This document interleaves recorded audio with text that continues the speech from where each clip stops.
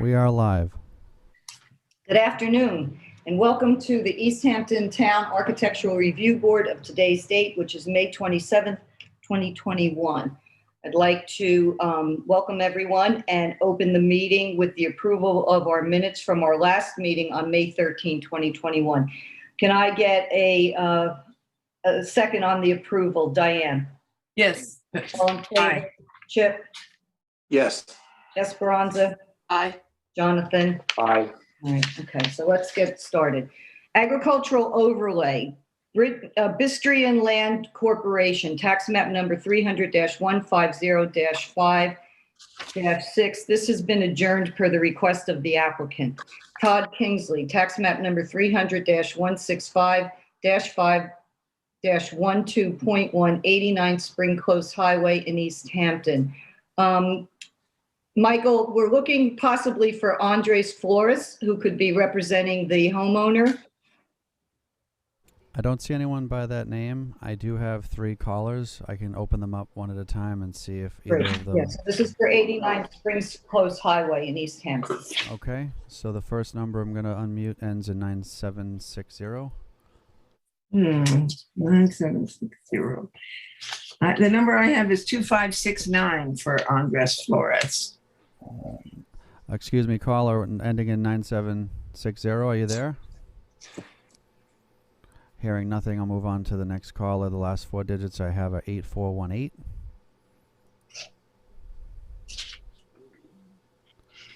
Hello, caller ending in 8418. Are you there? Hearing nothing, maybe they're holding on. There's only one. This is Michael. This is Michael Capaferri from East Hampton Point. We're not to you yet. No, okay, yeah, just want to let you know. Well, why don't we do this? I see the caller here, actually. I see Andres Flores right here. Okay. I'll unmute that now. Yes, that's us. Okay. So let's welcome him in, Diane, and then you could read into the record what the application is. Yes, hello, Andres. We've already. Hi. Hello, everyone. Hi. Okay, so this is an application for a new 8-foot high wire fence that surrounds the whole property, I might add, and a shed. Correct.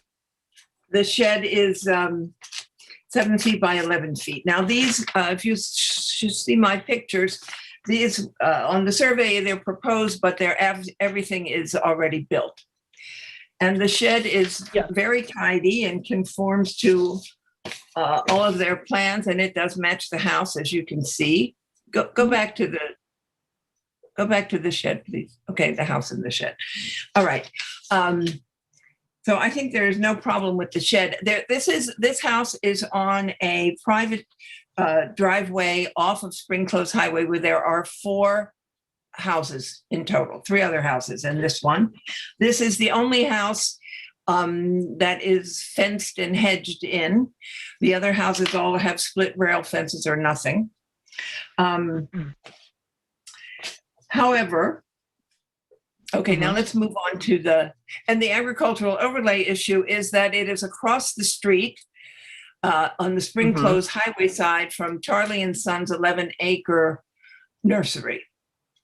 Did I see another picture that you took of the shed, Diane, that was a better shot? Okay. Well, this is a side view where you see the window, which is facing what you would call the ag overlay. I mean, if you would consider it that.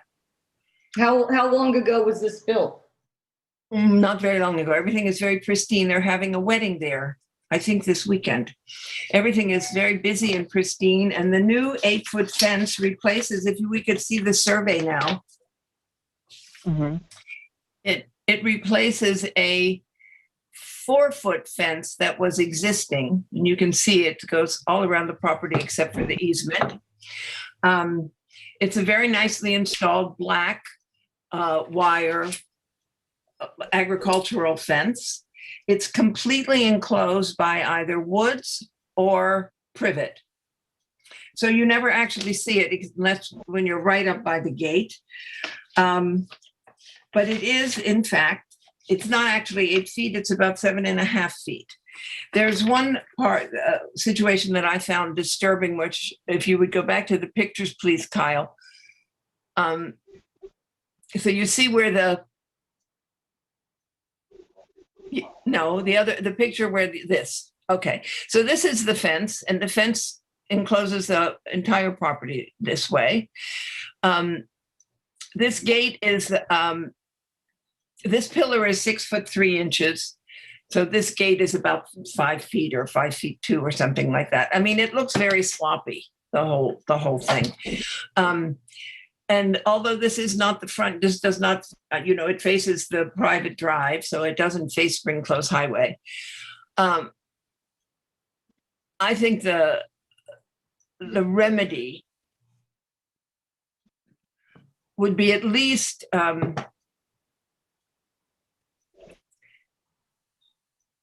I think it would be at least to cut the front facing, which is actually facing the private road.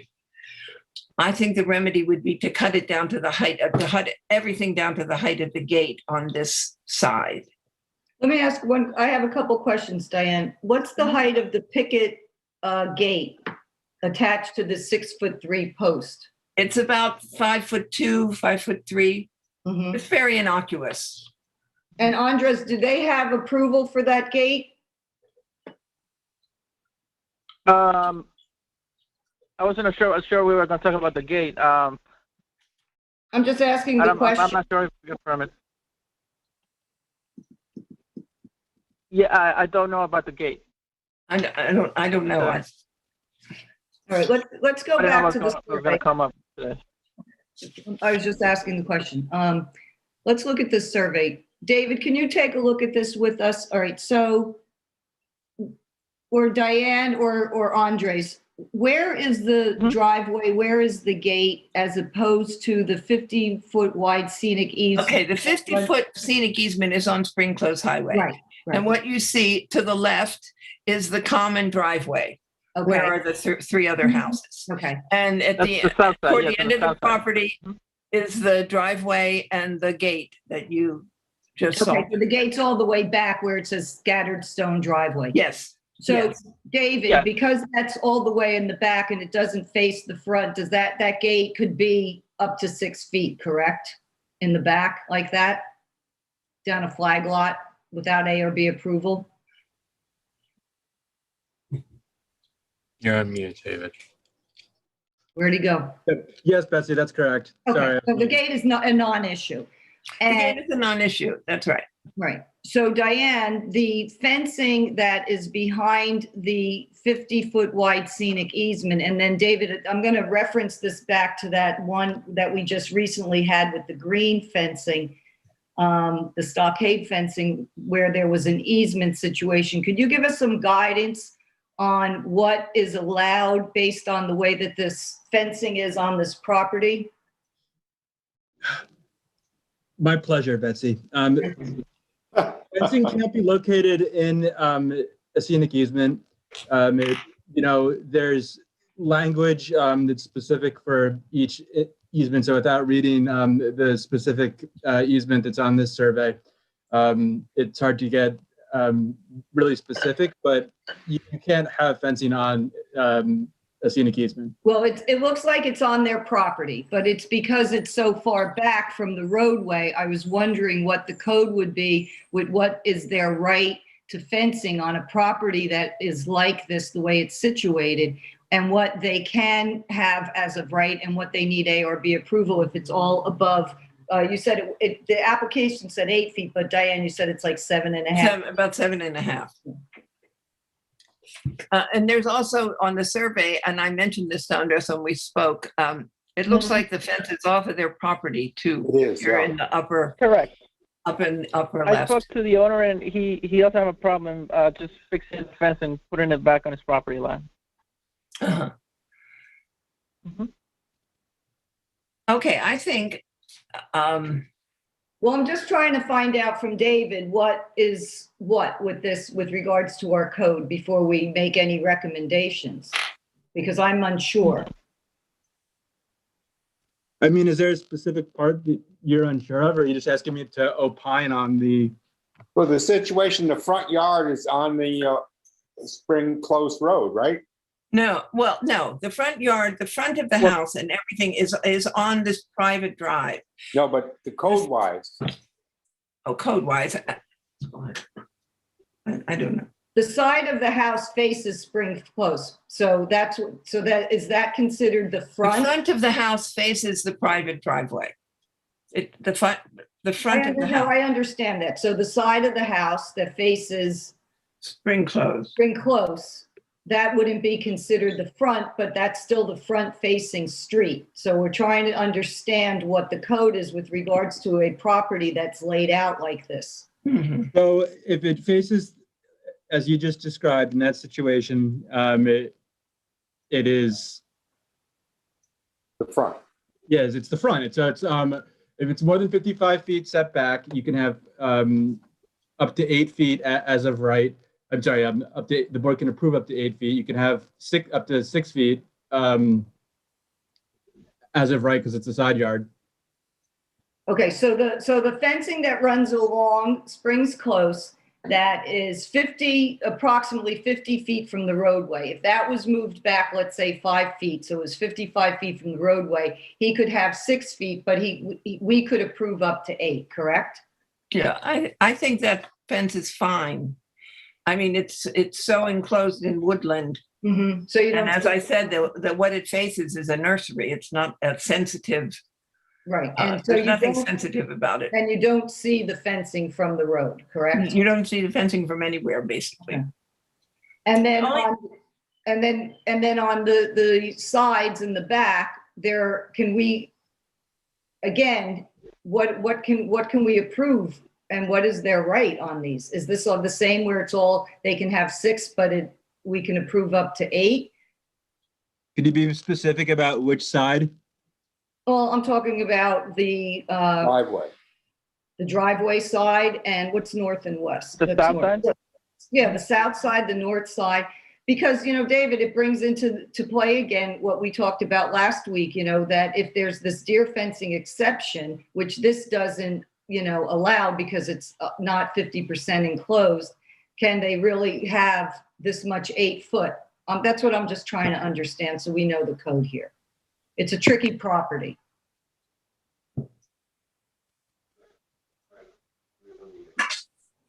So the exception has nothing to do with it because more than 50% of the property is Right, enclosed. that's what I'm saying. So it does, Yeah, I that don't know deer how you- fencing exception doesn't come into play. So That's what is the as of right for this with the Yeah, that's all. front on the street and the 2 sides and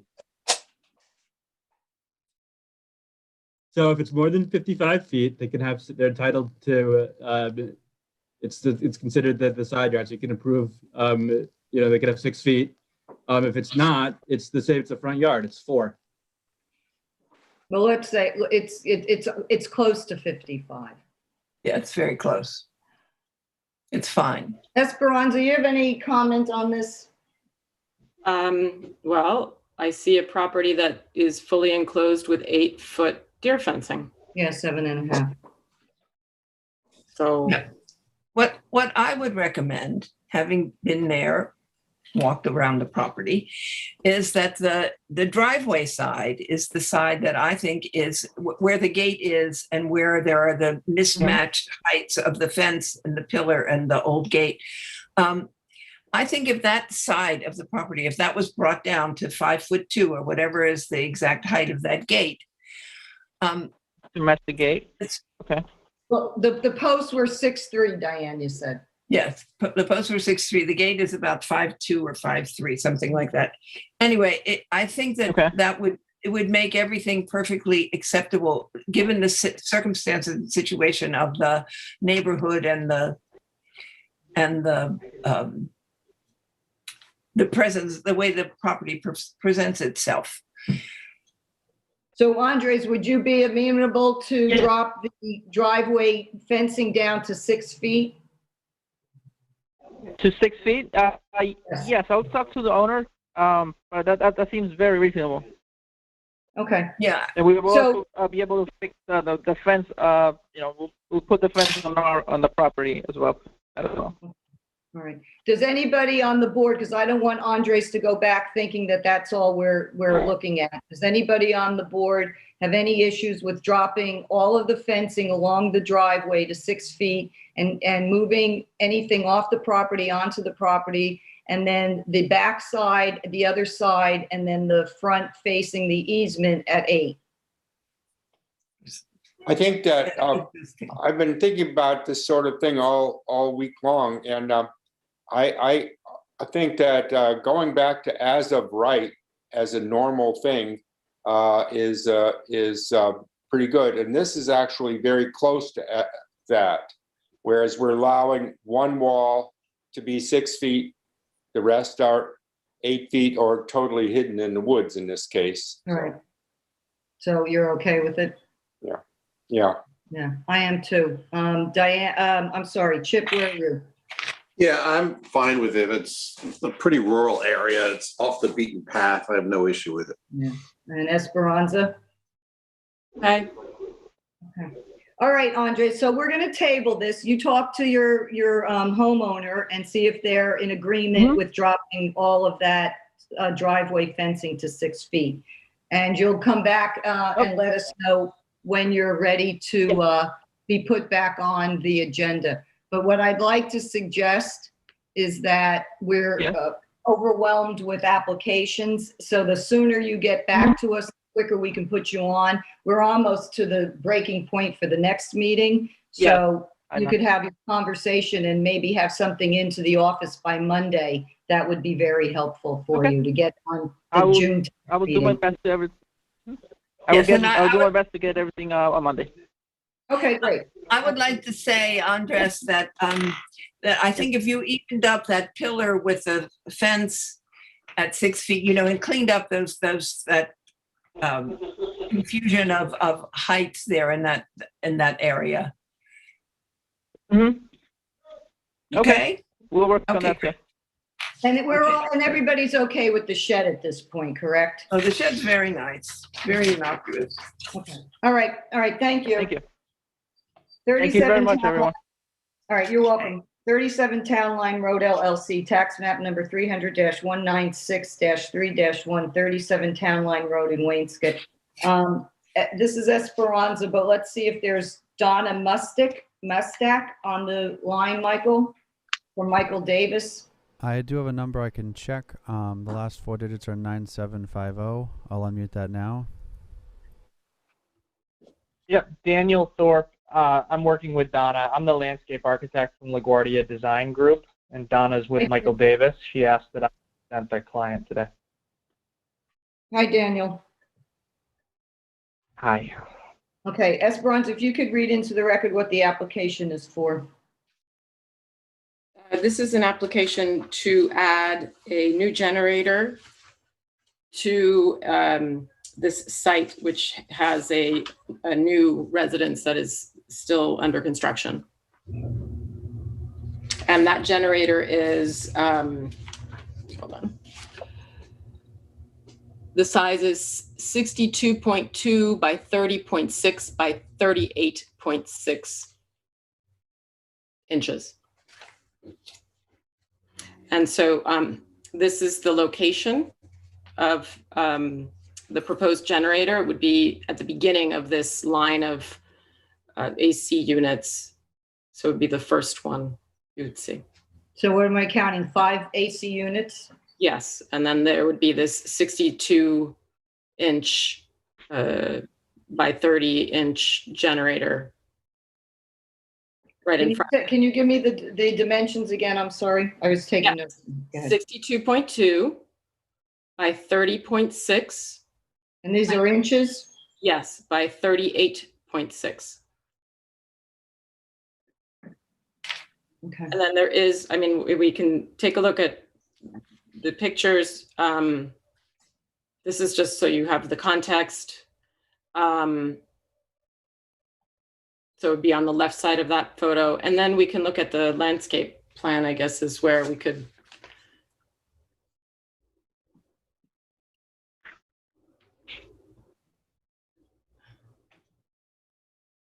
That's the survey. I think it's the first one.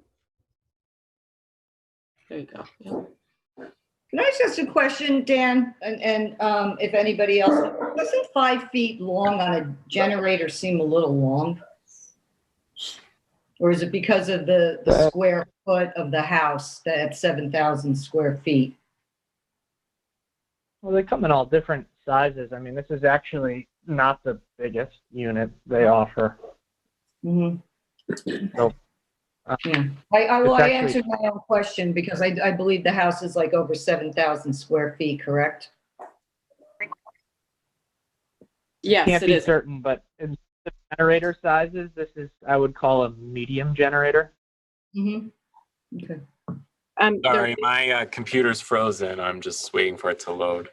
Okay, there is a proposed, as you load this, an ACQ retaining wall that will surround on 3 sides that line of utility.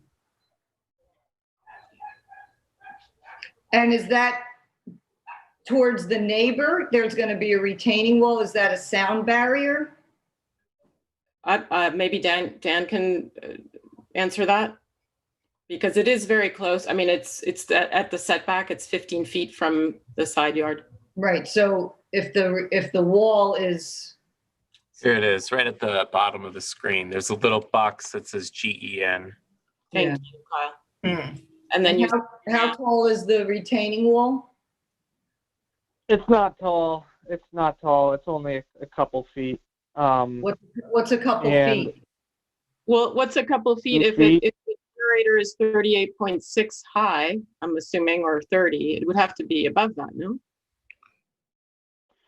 No, well, it's actually a wall that we wouldn't really rely on for sound attenuation.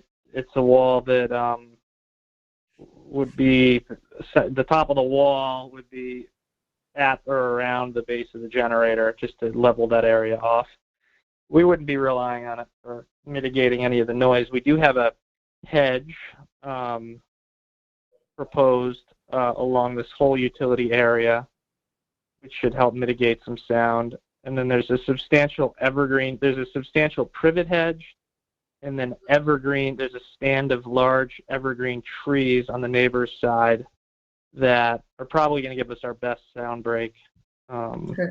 Well, let me say this, Daniel. If that wall at any point in time is over 4 feet, I do believe you would need ARB approval on it. It's not. It's like a very minimal little grading device to try to keep that area level. Like 10 inches? Yes. Okay. Esperanza, do you have any issues with this generator? If not, let's move this along. No, not particularly. Does anybody have any questions for Dan or for Esperanza? No. Okay. Go ahead, Esperanza. So I move to approve this application as submitted. Okay, can I get a second on that, Jonathan? Yes, second. All in favor, Diane? Aye. Chip? Aye. And Betsy, aye. Okay, Daniel, thank you very much. Have a nice weekend. All right. Thank you all. Happy holiday. 257 FL LLC, tax map number 300-189-3-7.2. This is 257 Further Lane. And I just have one question. I think we're looking for Jeffrey Ulysses on this.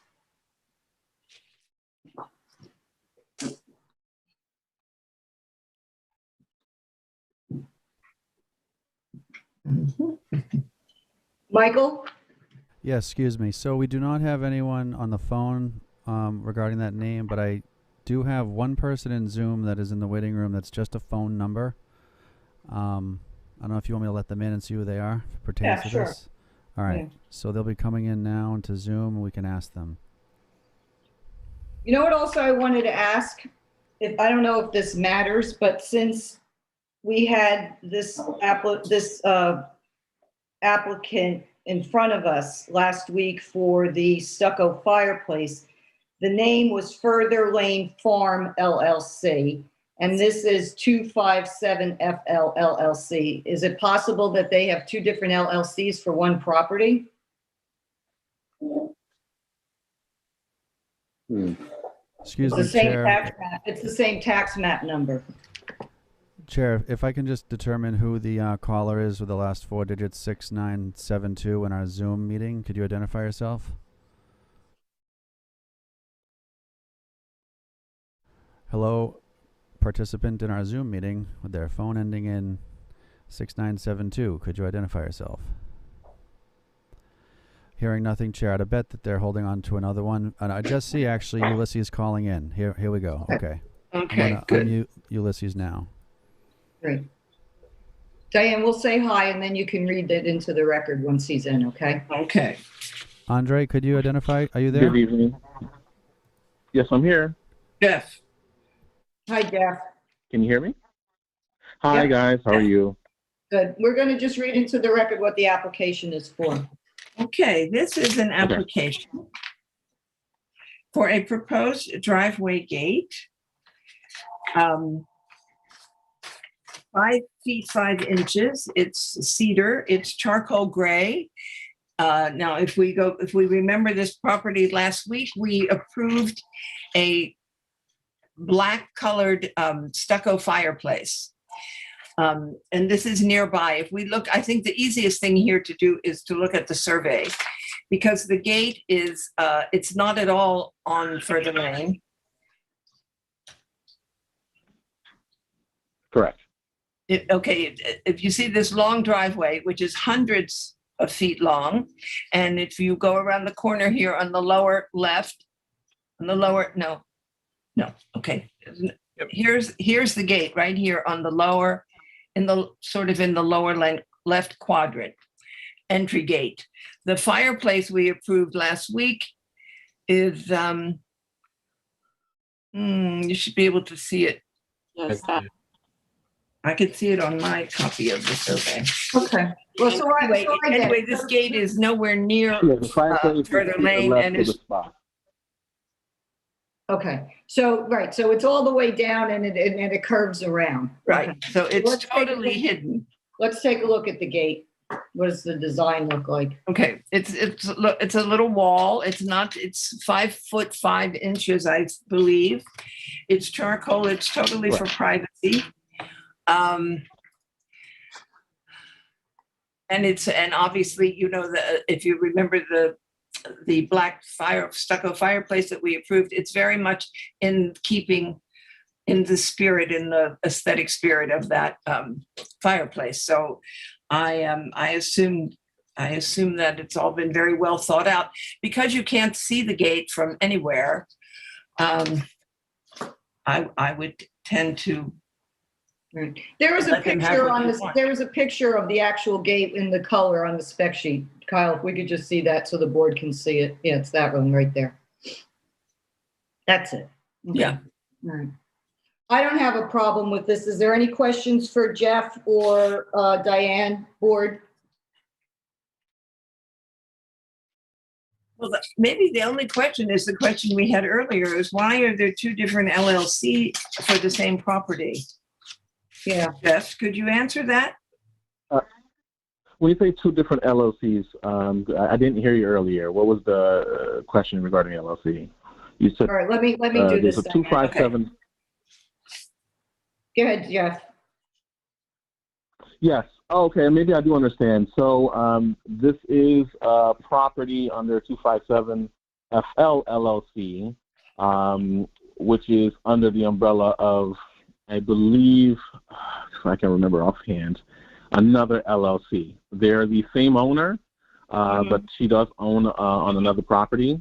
And this is, I'm sorry?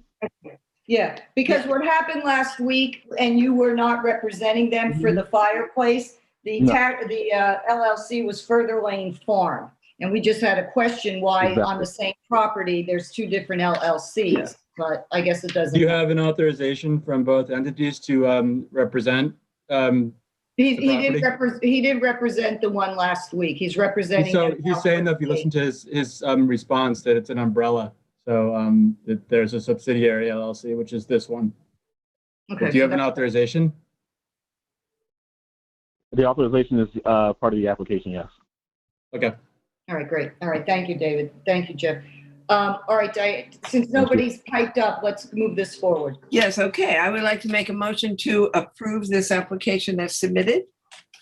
Can I get a second on that, Esperanza?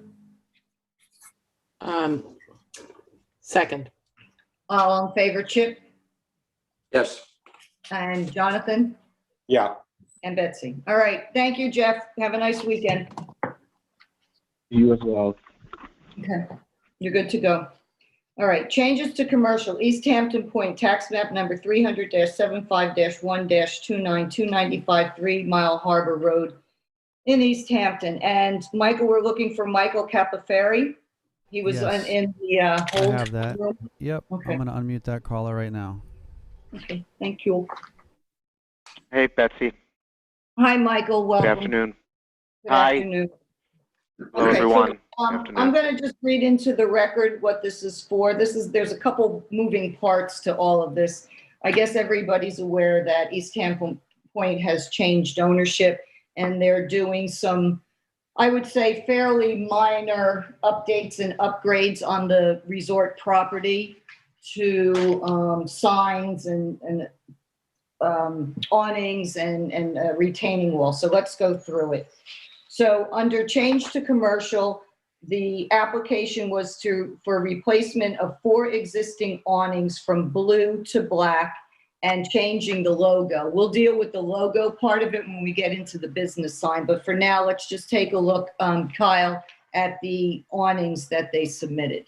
And you'll be able to see, I guess, also too. I think Michael sent in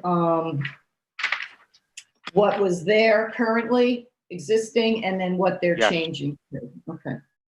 Okay, so this is the awning that goes over the ship store, and that's going to be replaced with a black awning. And it's going to have that type of logo. Then let's go to the next one. You can see, all right, so then there is also the restaurant awning at the entryway, so that's going to be changed to black. And the new restaurant, correct me if I'm pronouncing this wrong, is called CC. Is that correct, Michael? That's correct. That's Right, correct. and that's that's the design of the logo, which replaces the East Hampton Point logo. You see. Okay, and then there's an awning that is over the ramp that goes up to the restaurant from the parking lot. That will not have a logo, but that will have a new black awning on that frame. Correct.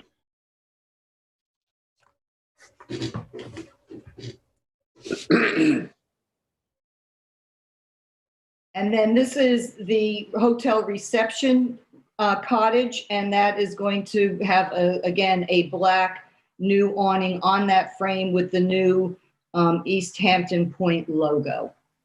And that's it there. That's correct.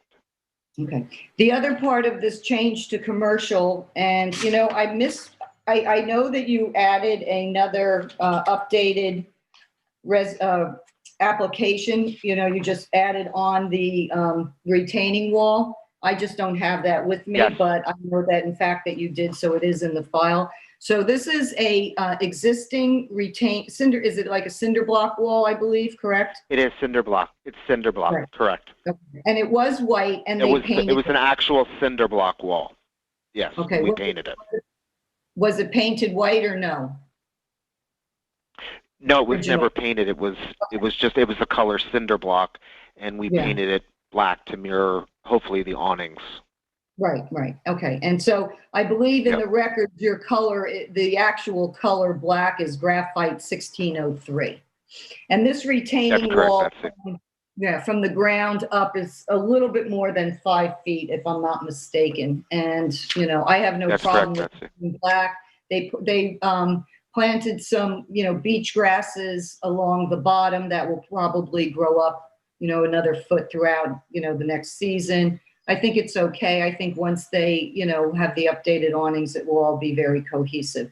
So does anybody have any questions for me or Michael regarding the 4 awnings? 3 have new logos, and we'll go through that, and then the black retaining wall. Any questions? No? Problems? Nope. All right, I make a motion. I have one question about the blue paint on the building. Is that remaining? No. What, I'm Michael? sorry, which blue paint? Well, we're looking Above at the retaining wall photograph, and there's trim on the Eaves. The Yes, rest- we'd like to keep the trim color. Okay. Yeah. All right.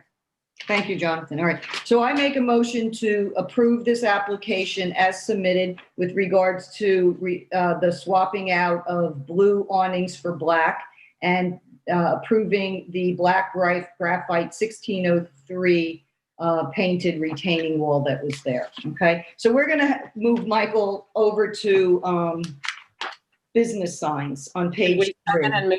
Oh, Betsy? I'm sorry. Yes. Diane, can I get a second on that? Oh, yes, second. Okay, all in favor, Esperanza? Aye. Jonathan? Aye. Chip? Yes. Great, okay. So we're going to jump over to business Thank you. sites. You're welcome. East Hampton Point Tax Map Number 300-75-1-29, 295 3 Mile Harbor Road, East Hampton. And I'm going to start with the logo since we were just talking about the awnings. So let's take a look at that, Kyle, if we can.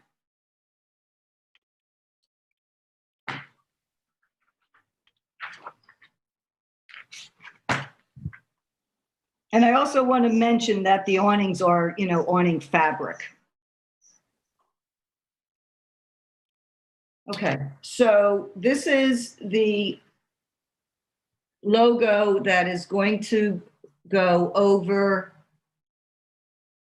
I didn't see where it was. No, this is I want to do this later. This is the streetscape sign. I want to look at the awnings. These are, I believe, are these the ones we uploaded this afternoon? Brittany? Nora was going to do that. I believe I did those yesterday. There you go.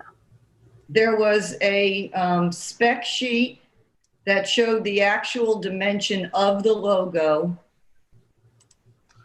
Nora was supposed to upload this for me today, this afternoon, right before the meeting. No, that's not. Keep going. No. All right, it's not there. But let me say this. We'll go through the pictures of the others, and then maybe some of those will pop up. The actual sizes of the 3 logos that are going to go on the 3 awnings. On the ship store, it's 1.66 square feet. On the restaurant, it's less than, 1 square foot. It's 90.92 square feet. And on the hotel reception area, it's a double-sided, so it's 2.8, so it becomes 5.91. I added that up to be 8.5 square feet in total, and Michael has 9.5, so we're off by 1 square feet. So those are the dimensions. Does anybody have any questions on the logos that we saw when we were going through the awnings? If not, I'm going to move forward. There is a series of 24. Kyle, if we could see the survey where Michael had mapped all the locations of all these little informational and directional signs.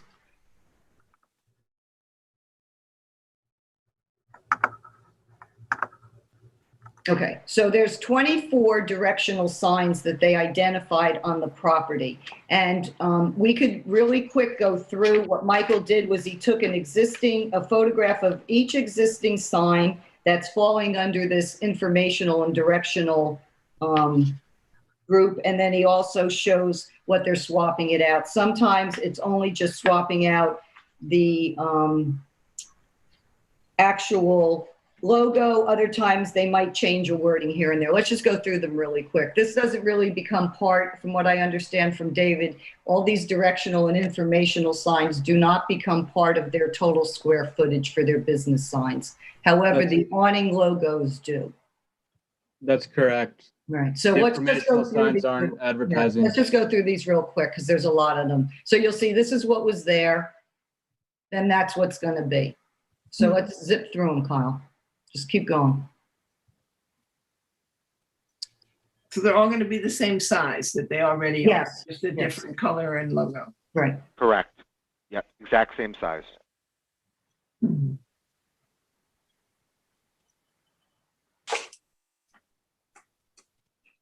Right.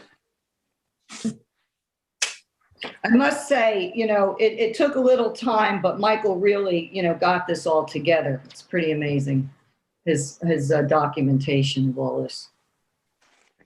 Thank you. You're welcome.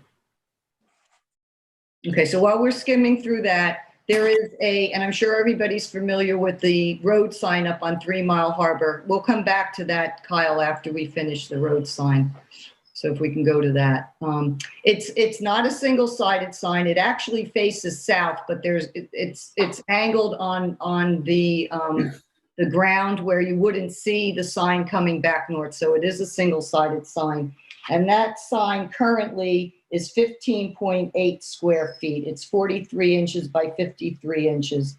And what they're going to do, if we could look at the existing sign for a minute, Kyle? Yes. What they're going to do is they're going to paint the sign black, and then they're going to decal their logo over it. So let's go back to what the logo looks like. And that will be on a white on a black sign. So when I was speaking with Michael, if we can go back to the post, the posts measure from the ground to the top 7 feet. Those 2 white, very tall goosenecks are in pretty shabby shape. So I asked him if they were considering swapping them out, and I suggested that maybe they do black goosenecks, and Michael thought that was a good idea.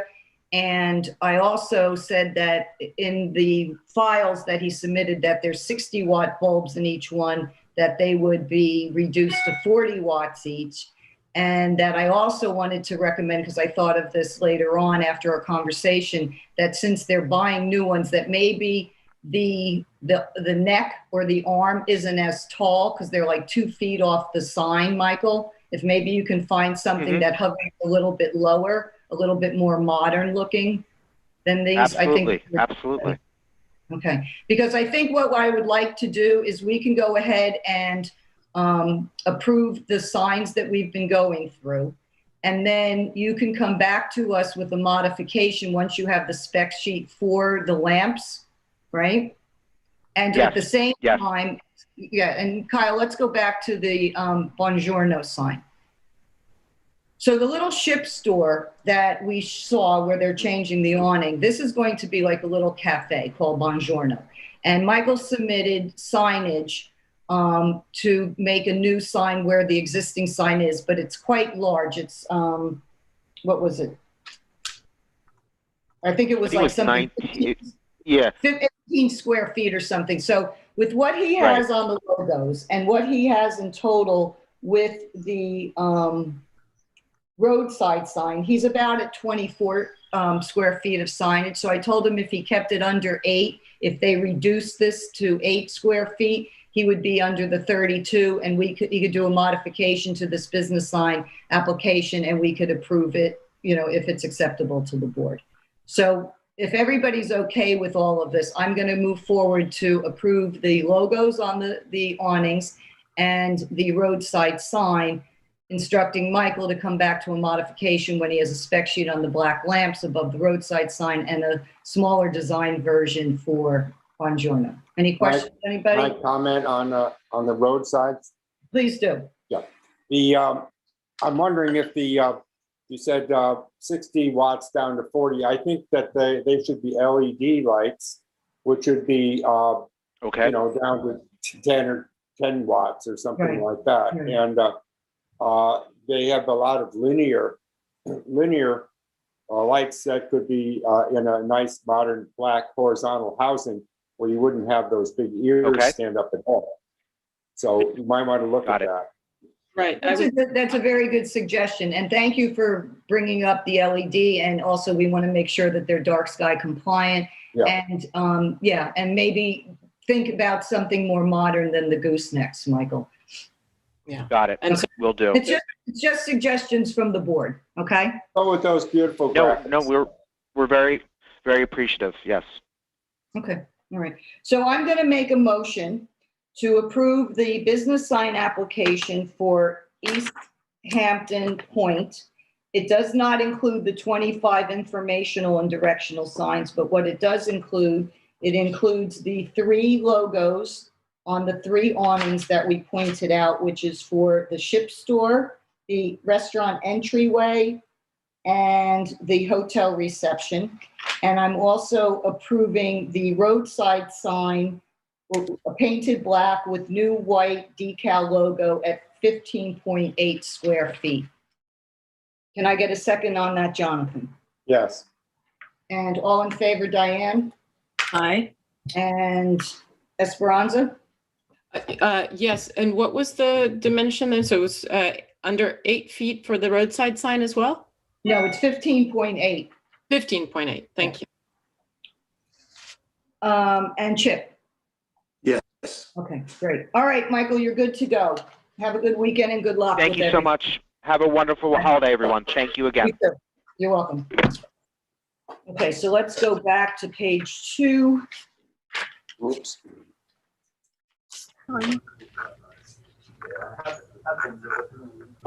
No, we're going top of page 3. Mandala Yoga, tax map number 300-172-12-710 Amagansett Square Drive in Amagansett. And we might be waiting for Britton Bistrian. And Yes, while Chair. I have that. Okay. I'll unmute Great. her right now. And when she comes in, Jonathan, then you could read into the record what this is for. Okay, before I do that, I noticed that I sent in photographs for my projects yesterday. I see that my photograph for this project is not in the OneDrive. About 5 minutes ago, I sent out the entire thing to everybody here, and I'm hoping that somebody would load them in. When did you send them, Jonathan? Yesterday. What time? About? I can go check, but you know. Was it late in the day or was it in the morning? It was like 11 in the morning. So it was before our meeting. Let's see if they may not be on that, but let's see if Kyle has them. Kyle, can No, I have received nothing. So Jonathan, if you forward them to me, I can just upload them. I have my email open and I'll zip them right in. Oh, okay, Kyle. It's kvorpal@ehamptonny.gov. In the meantime, is Britton there? I believe so, Chair. Good afternoon. Good Go afternoon, ahead. Chairman Petrowski. Britton Bistrian here. Hi, how are you? Kyle, I Good, just thanks. sent them to you. Thanks, David. Maybe I could just take a minute to give you a little background about what we're trying to do. Well, we'd like to read into the record what you're doing, what the application is for. That's usually our format. Kyle, what's your email again? kvorpal@ehamptonny.gov.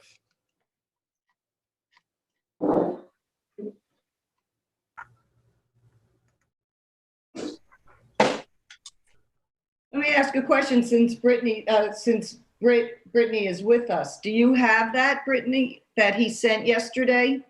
I do. I just say that it wasn't labeled what it was for because I know he has multiple applications. So I didn't Can you upload send it? Can you send it to Kyle instead of Jonathan doing this now? I'm sorry. Can you send the pictures to Kyle now instead of Jonathan leaving the meeting to do this? Yes. I can do it.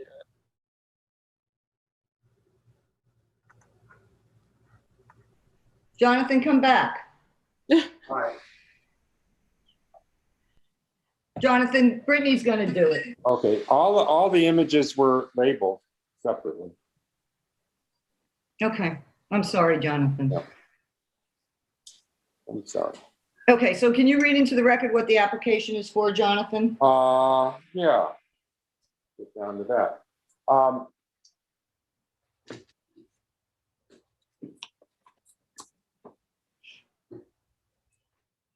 Okay, this is 10 Amagansett Square, one of the buildings in Amagansett Square. And the application is to add 2 new window units on the west facade to match the existing one that's there. So they'll end up with 3. And then also to add, change out 2 doors on the south side from solid to glass units, fenestrated units. Okay. Brittany wanted to give us a little background on this. Britain? Britain, I'm sorry. So yes, Amagansett Square, this is the building known as Mandala Yoga. Due to sort of things that developed during COVID, there was a desire to split the space in half. So there's a dividing wall that was done under an interior renovation. And what came up in that, splitting it into two tenants was that the yoga studio is now kind of lacking some light. So she wanted to shed more light since, one used to have, east to west with light coming in both sides. Now that they have a demising wall in the middle. So the desire was to add those two windows. And then what also came up during that renovation was that the fire marshal asked us to put handicapped ramps to both. They were handicapped accessible from the north. Now we are handicapped accessible from the south doors. Those used to be sort of utility doors or staff doors. Now they're more public. So the desire was to go from a sort of solid, boring door to something that was a little bit more aesthetically appropriate. So the back doors now match the front doors, and there's more light into the space. That's the thinking behind what we're requesting from the board. Okay, let me just ask a question so I'm clear. So they're basically splitting up the space that they have and they're renting out the other half to a retail space? Or is that going to be her personal yoga store that she has? No, the space was already split under a building permit that had no impact to the exterior. So that was done, and this is a subsequent, now we're living in the space, moving into the space, and realizing that we want to sort of alter some things. Okay. So there is a separate tenant. It's a clothing store from California, and I don't really know much about it, but it's a separate tenant from Mandala Yoga is only taking the west section. Okay. And Kyle, did you get Jonathan's pictures? I'll just have to split the screen. Hold on here.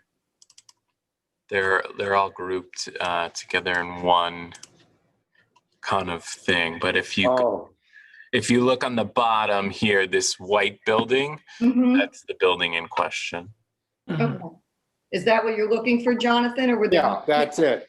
Okay, is there a way to blow that one photo up? There is not within the email, no. All right. So Jonathan, tell us what we're looking at. Okay, the white building, that is the west side, and the south side corner. You can see the south side corner is above the brand new brick handicap ramp, and it also has steps going to the south.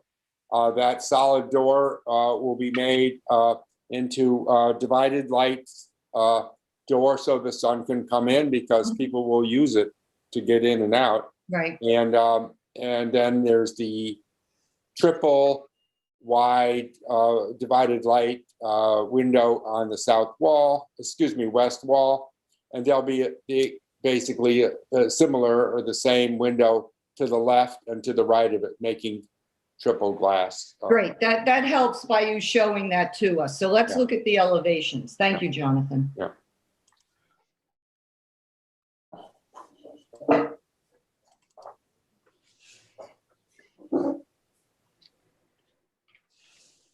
Oh, very nice. Okay.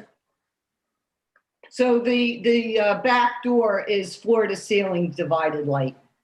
Right? It doesn't have like a solid panel on the bottom. It's a standard door. Like a French door. Yeah. Yeah. I was just confirming what I was saying. Yeah. Okay. Jonathan, anybody have any questions for Britton or Jonathan about? Oh, it's perfect. Yeah. It looks better. Yeah. Balances it out.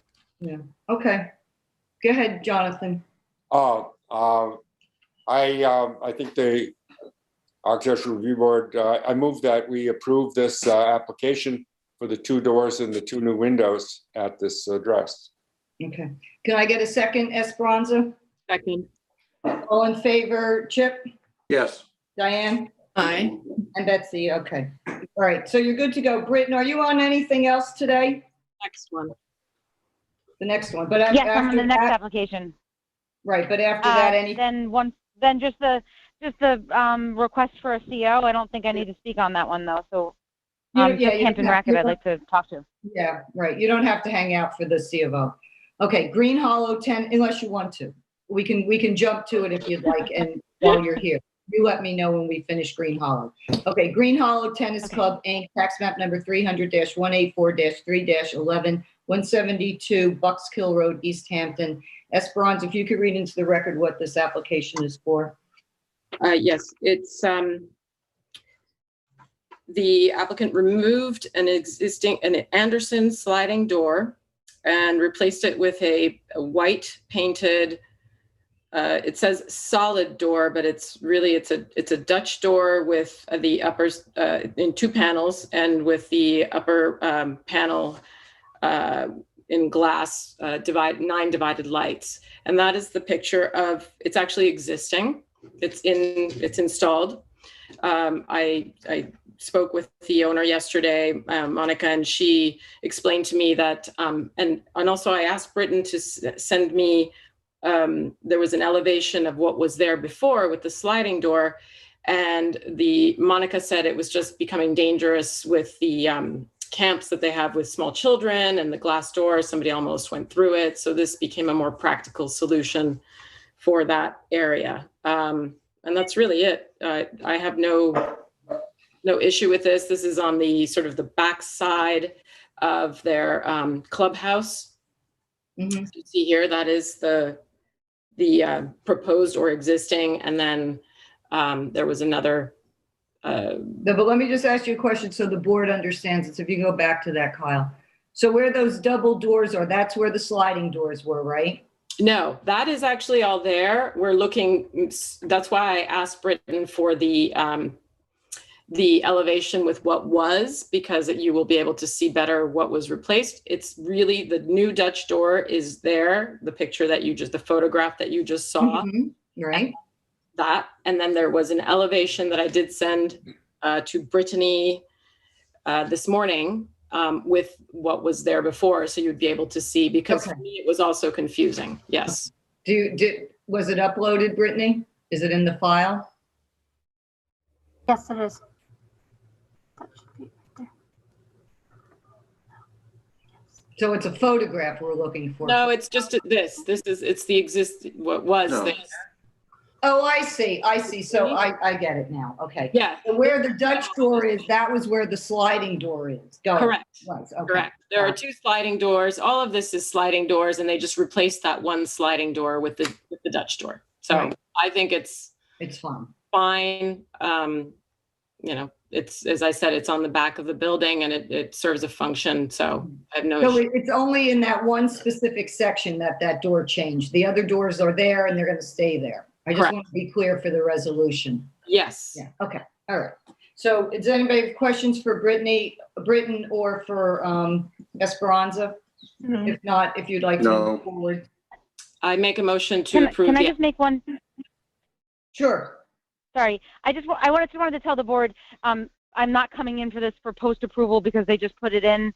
The contractor did a renovation to the clubhouse kitchen. He didn't know that it was subject to ARB review when he changed out the door, because that door goes into a kitchen. So I just want to point out for the board, I absolutely did not disrespect you in installing a door and then asking for your approval. I'm kind of coming in and cleaning up something so that they can get a CO. That's fine. I would have never thought you would do that. and for the record, I did never crossed my mind. I did explain to the owner also that once this was done, they could then come back for our instructions to be ready for a CO. So they're aware of that as well. So I make a motion to approve the application as submitted. Okay. But they have to fill out a form for the C of O. Okay. Yeah, no, I explained that. Yeah. Britton, do you want us to jump over to C of O for McPherson while you're here? Well, we didn't finish. If you wouldn't mind, that'd be great. All right. So I would like to get a second on Esperanza. I'm going to stop this with these seconds, right? I don't know. I'm like nuts here. Plow through this. What? We want to plow through this. Yeah, let's go. All right, Jonathan, can I get a second on that? Second. Okay, all in favor, Diane? Aye. And Chip? Yes. Great, thank you. And Betsy, aye. Okay, we're going to move to The last page, page 6, under certificate of occupancy, Sean McPherson, tax map number 300-32-6-3, 139 DeForest Road in Montauk. Chip. So we revisit an old friend with this one. This is the property that sits high on a hill in the Montauk Association, the historic district. It's comprised of 7 shingle-style homes from the 1880s by McKim, Mead and White, landscaping by Olmsted. This application concerns what would have been the 8th sister house, the clubhouse, which was burned in 1933. And the property now consists of a 1960s sort of modern house. The applicant proposed rebuilding the clubhouse in kind in 2015 and adding a 3-car garage and a pool house. Clubhouse was never rebuilt, but the garage and the pool house were, and they did not conform to the historic plans that we had approved. In November 2020, the applicant proposed a remediation plan to bring the garage and the pool house back to what they should have been per the historic plans. This involved ripping off a roof, removing a 2nd story on the garage, replacing it with a hip roof, removing windows, painting doors and windows gray. That work has been accomplished and it's a home run. On the pool house, he replaced Anderson windows with historic 6/1 windows, removed the Adirondack beams and ceilings, shingled peaks, and painted the doors and windows the same gray. The work has been done and it's a home run. This property is a treasure. The owner is to be commended. I'd like to instruct staff that this property is ready for a certificate of occupancy. And there's some photos that are worth looking at. Yeah, let's take a look. Let's look. It's nice when things go well. Mm-hmm. We should celebrate these moments. So this is the pool house. The Adirondack feeling is gone. The windows and doors have been replaced with traditional. Everything is painted in a historic gray color.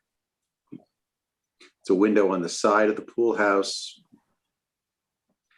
The picture of the old world building, the peak has been filled in. It was all open before. Oh, you know what? I didn't even notice that when we were out there. That looks so much better. Well, there's some of the garage, which is even more dramatic. That's all that's here that I'm seeing. Oh, did we upload Britton's last picture with the garage doors painted, Chip? Yeah, I sent all that stuff in. I sent my photos and those. Don't know where it went. These are the older, yes. Yeah. It would have been very recent. Oh, well, okay, there we go. Okay, so, this is good enough. So that's the garage as built with the 2nd floor, the windows, the doors, and then go next one, Kyle. And this is what it's been brought back to essentially. These are the renderings, but the photos conform to this 100%. So it's a home run. It really saves the integrity of an historic district. Okay. They took the 2nd floor off? Yep. They took the 2nd floor off, lowered the roof, put a hip roof on, removed some bad windows. It's just replaced remarkable. The side door and they painted it all in that nice medium gray. It looks like it belongs there. Let's put it that way. Okay. Mm-hmm. All right, Chip. Go ahead. Okay, so I would like to instruct staff to inform the building department that this property is ready for a C of O. Sure. Can I get a second on that, Jonathan? Yes. All in favor? Diane? Aye. Esperanza? Aye. And Betsy, aye. Okay, Britton, have a great weekend. Thank you very much, Board. Have a nice, safe weekend. Bye. You too. Okay, bye-bye. I'm just gonna make one more note. Moving right along here. So where did those photos go then? So, Do you know what email address you submitted them to, Chip? I sent everything to Derek's, is that right? Oh, okay, I believe IT might have turned that off today, so that could be the issue. But we'll have a further discussion that we've remedied the email situation going forward. I just resent all my photographs to David and Brittany. So one of you forward it to Kyle, please. Yeah. Oh, that's going to be a problem with the rest of mine. Well, no, some of yours I had received previously, and they did get in. And All right, well, let's Okay, it's good keep enough. going forward, enough. and we'll deal with each one, because Yep. maybe it won't be so bad. But it's nice to know now that we're not going to be sending anything further. Yeah, to we the have a new plan that Secretary. will roll out to the board next week on how to submit. Right, we're gonna have to actually make some kind of announcement to all of our applicants that, represent the businesses or homeowners with regards to the land planning services, that we have a new email.gov for ARB. Okay, Harbor Ridge condominiums. I'm back in Page 3. change to commercial. Harbor Ridge condominiums, tax map number 300-18-2-25. And possibly Jean from Land Planning Services. Michael is on the.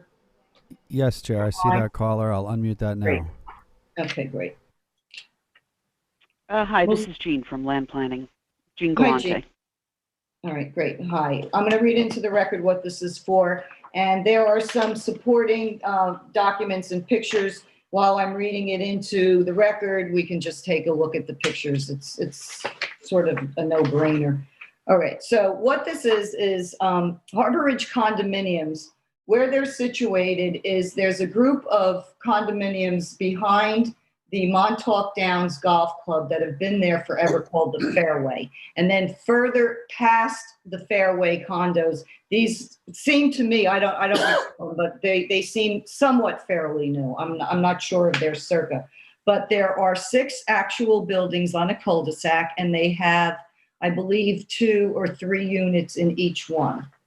So this is to replace red cedar shingles in place, in kind, where needed, where rotted wood is. And shingles will be stained to match the existing shingle color, which is this sort of tannish, yellowy type of color. I don't have any information what that color is, but they'll match all that. Upper deck aluminum covers, I think that's it right there, if you'll hold that, Kyle, will be replaced with solid PVC fascia boards to be painted to match the existing shingle color, so that will disappear.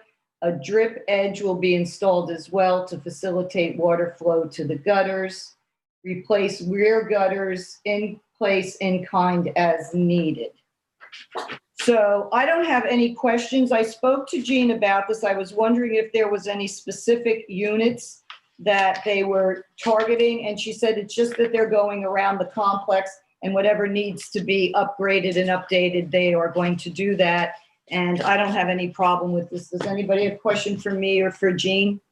If not, I'm going to move forward to make a motion. No. Okay, thank you. So I make a motion to approve this application as presented. All in favor? Can I get a second on that, Esperanza? Second. All in favor, Chip, Yes. Jonathan, Aye. and Diane? Yes, aye. Okay, great. All right. Okay, thank you very much. Wait, Jean, hold on one second. Are you going to represent the C of O? Does anybody mind that I'm jumping around to accommodate the reps? Okay. Yeah, we have 3 more, I believe. Well, which one were you mentioning? East Hampton House? Well, that's on the last page. I'd like to go somewhat in order. Well, Betsy, we would have to do Vivian Pollock then. So that's the second one. Right. So, Jean, are you on that, Lori? Vivian Pollock? I believe Lori's on the phone as well. Okay, so we're going to do, yes, we're going to do Vivian at 16 Jason, right? Excuse me, Chair. I'm sorry. Lori is not in right now, but I do have a caller coming in with no number. I can unmute that and see if it's her. Okay. Just a moment. I'll unmute that now. Lori, are you calling? Put it on hold. Okay, hold on one sec. She's not. She's going to be on. Okay. I'm not. Put it on hold. We hear you, Lori. I'm going to read this into the record. Hi. I'm on page 5 under fences. We switched. We're all good. Don't worry.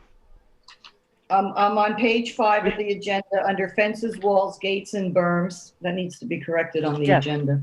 For Vivian Pollock. It's Lori. 300-135-124, 16 Jason's Lane in East Hampton. Before Vivian and Lori jump in, Esperanza, if you can bring us up to date on where we're at with this tabled application. Yes. So you're talking about Vivian Pollock? Yes. We are, Lori. Hi. Hi. Yes, we met with our clients and they agreed to cut the deer fences down to 6 feet. Lori, we're going to read into the record what's going on with this, okay? Please. That's our format, and then you can jump in, okay? Thanks. You got it.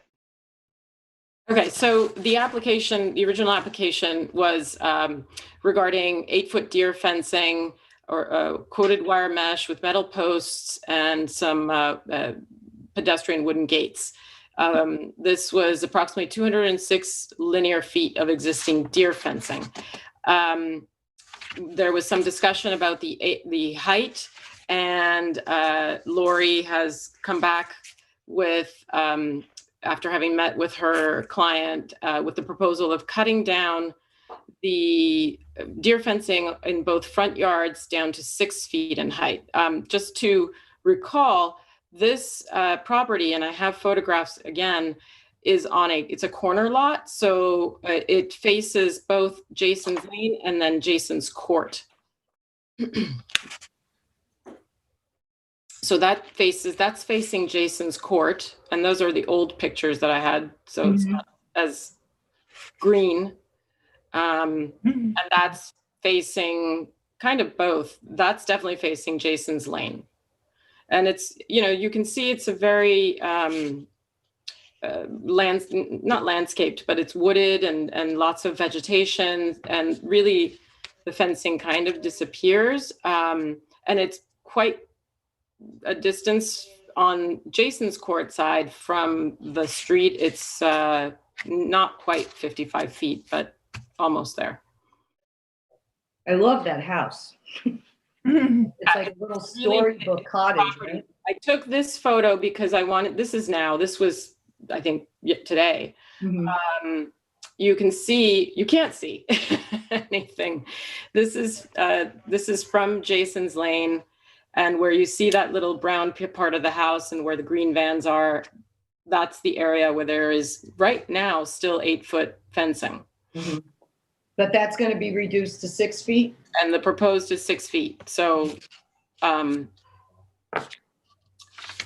I have no concerns with this. I think it's reasonable. Okay. Can I ask a favor? When you're making the motion, could you include where the location of this 8-foot fencing that's going to be brought down to 6 feet, so it can be noted on the resolution? Yeah, and perhaps, it might be easier. I have the survey, but if everybody wants to look at it with me, we can. Yeah, let's take a look. Be consistent. So I think Kyle's eyes are going. I think he's looking for it. So, and does anyone have any questions about this at all? No. Okay. I don't. All right. So, Lori, I'm going to go ahead and make a motion then.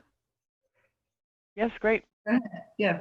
So I make a motion to approve the modification to this application to reduce the height of the wire deer fencing located along the what do you call it? The front, well, let's say the side yard facing Jason's Court, and they're both front yards. Sorry, the front yard facing Jason's Court and the front yard facing Jason's Lane from 8 feet to 6 feet. Okay, that's it. Excellent. Can I get a second, Chip? Do you want to make a comment? Do you want to make a comment on the fact that we're slightly over the 50%, even though it's not technically deer fencing once we're cut down to 6 feet stockade and 6 feet deer fence? No, you're okay. I'm sorry, Esperanza, could you please repeat the location of the fence? Front yard facing Jason's Court and front yard facing Jason's Lane. Great. All right. Thank you. Chip, can I get a second on that? Second. All in favor? Diane? Aye. Jonathan? Aye. And Betsy, aye. Okay, let's move along to certificate of occupancy on page 6, second from the top, East Hampton House Tax Map number 300-188-2-4, 226 Panago Road in East Hampton. And Chip, if you could set this up for us, please. Yep. There's two applications embedded in this one. The first is moving their sign, East Hampton House, out of the right-of-way back onto their property. That has been done. I photographed it. Kyle, do you have any photographs for me on this? Yes.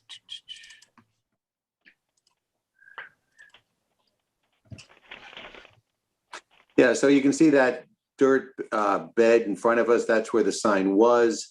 There's an overhead wire that conforms in the survey to the property line, and this sign is now south of that wire, so it's south of the property line. It's quite a ways back. So that was done, and that's just fine.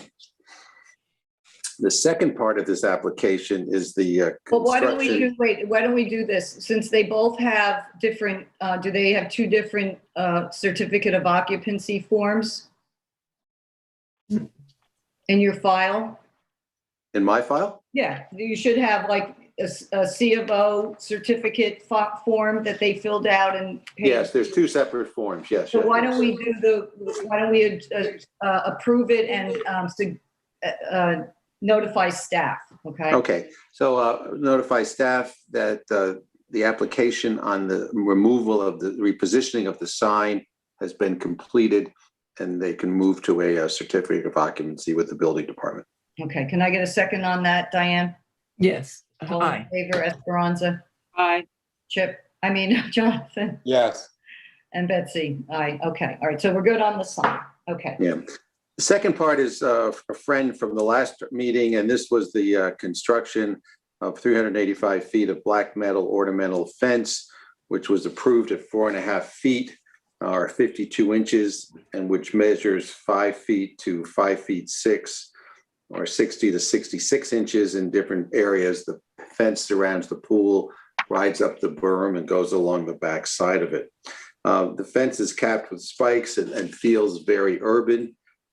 Nothing about it suggests East Hampton to my mind. There are issues concerning the initial submission of the specs for this fence and our approval, which I think Betsy wants to comment on. Okay. So we had some back and forth paperwork that was sent to support Lori and Jean's position that in the resolution, what we approved was a spec sheet from the gate fence company. From what I understand is that spec sheet was submitted the morning of November 12th, 2020 of our meeting where this fence was in front of us. If you recall, yeah, right, the Genosa pool. All right, so what also was submitted prior to the day of our meeting was a photograph of a different property there. Perfect. If you could just blow that up a little bit, Kyle, towards the fencing that was submitted. And in all fairness to the board, this is what was in the files that Chip got, that the town attorney got, and that the office and that I saw in reviewing the applications prior to the meeting. And what we saw was a iron gate, similar to what was described on the application, but it had a flat horizontal bar across the top. It didn't have this sort of picket spear-like, Gothic look to it. So when Chip went out to visit this, when we reviewed this last meeting, he was taken back, and I said to him, look at this photograph that is in the file. We didn't approve this, but unfortunately, it got slipped through the morning. Derek was fast enough to put it up on the smart board for the meeting. And we were able to watch the video yesterday that showed that this was actually shown on the smart board after we saw the photograph. but it was done in such a way in the filming that it was a lot smaller, and we didn't identify that there was this sort of, I don't want to say spears, let's just call it like a spade, like in a deck of cards, what a spade looks like. It's more like that. Spike, it's a spike. It's a spike, it's shape, it's a spear. So anyway, so I think in all fairness to the board that we approved the flat top and not this what is there now, as well as we looked at the spec that is referenced in the application. So that's a technical plus for this being there, that the fencing does say 4.5 feet. So even on the spec sheet, what we approved for the height should have been 4.5 feet. The other thing that I think is important in looking at this, just to get a little bit more history, when this application came before us, this was a construction site. There was no pool, they were putting the new pool in, or they were doing all the new paving, which doesn't come under our purview.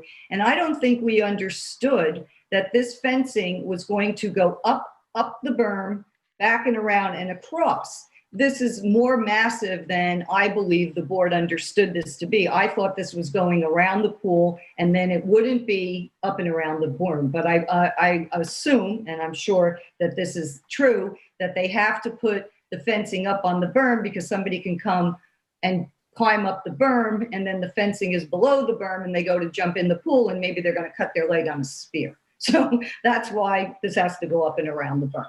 So what we did last week was, because Chip was the only one who had actually been out there and we were struggling with this, I asked Lori if she would be okay with us tabling it to this meeting so that each member could go out and visually look at what is there to see if we could take a vote on if we can approve this for a certificate of occupancy. So I'd like to do that now. Okay, so Chip. I would like to speak first, if you don't mind. I would like to speak first, if you don't mind. Sure. Yep, go ahead. Okay, so the resolution that is dated December 1st of 2020 cites the Genosa Pools, Inc. fence specs, which are the fence specs that say Genosa Pools on them and show a fence that is in fact 4.5 feet tall, but does have the spikes on the top.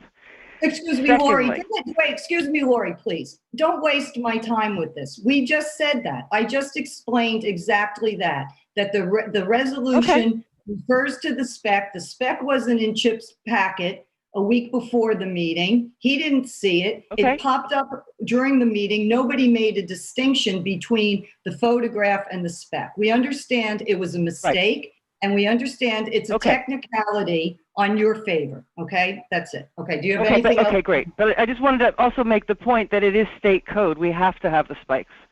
It's state code section 6-1.29, 5.10.5. Pickets and chain link twists shall extend above the upper horizontal bar.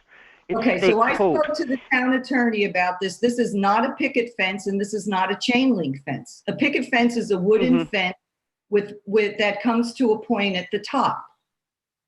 Right. This is not a picket fence, and this is not, so let's just do what we were planning to do, because we understand your position. One more comment. It is my opinion, because I had a long talk with Chip, and there was some intimation that this was somehow disingenuous on the part of my clients. And I have to say that in speaking to Genosa, the mistake was very earnest. They read 54 inches as 5 feet 4 inches. And that's how we ended up with a fence that's taller than so what it's was a simple approved. mistake. Yes. Yes, and then technically, it's a $16,000 fence as well. That's all I wanted to add. I understand that. And also take into consideration that it is not anywhere near visible from the roadway. I think what we're looking at from an architectural review board standpoint, how it presents on the property that's a commercial property. And I had mentioned to Jean that I felt that it was not, my personal opinion was that stylistically, what was chosen was not in keeping with the sort of very spare, mid-century modern railings on the balconies that are all, straight and horizontal and vertical. And there's none of this type of design. And it's white and this is black and this goes up a berm. It just seemed to me what was presented to us, and I'm not saying anybody did it in any nefarious way, but what I think was, in fairness, was what was presented to us was something that we didn't think that it was going to be this. And we were just taken aback by it in all aspects. So each board member took the time to go out there and see this. So I would like to open this up for a vote. And the vote is this.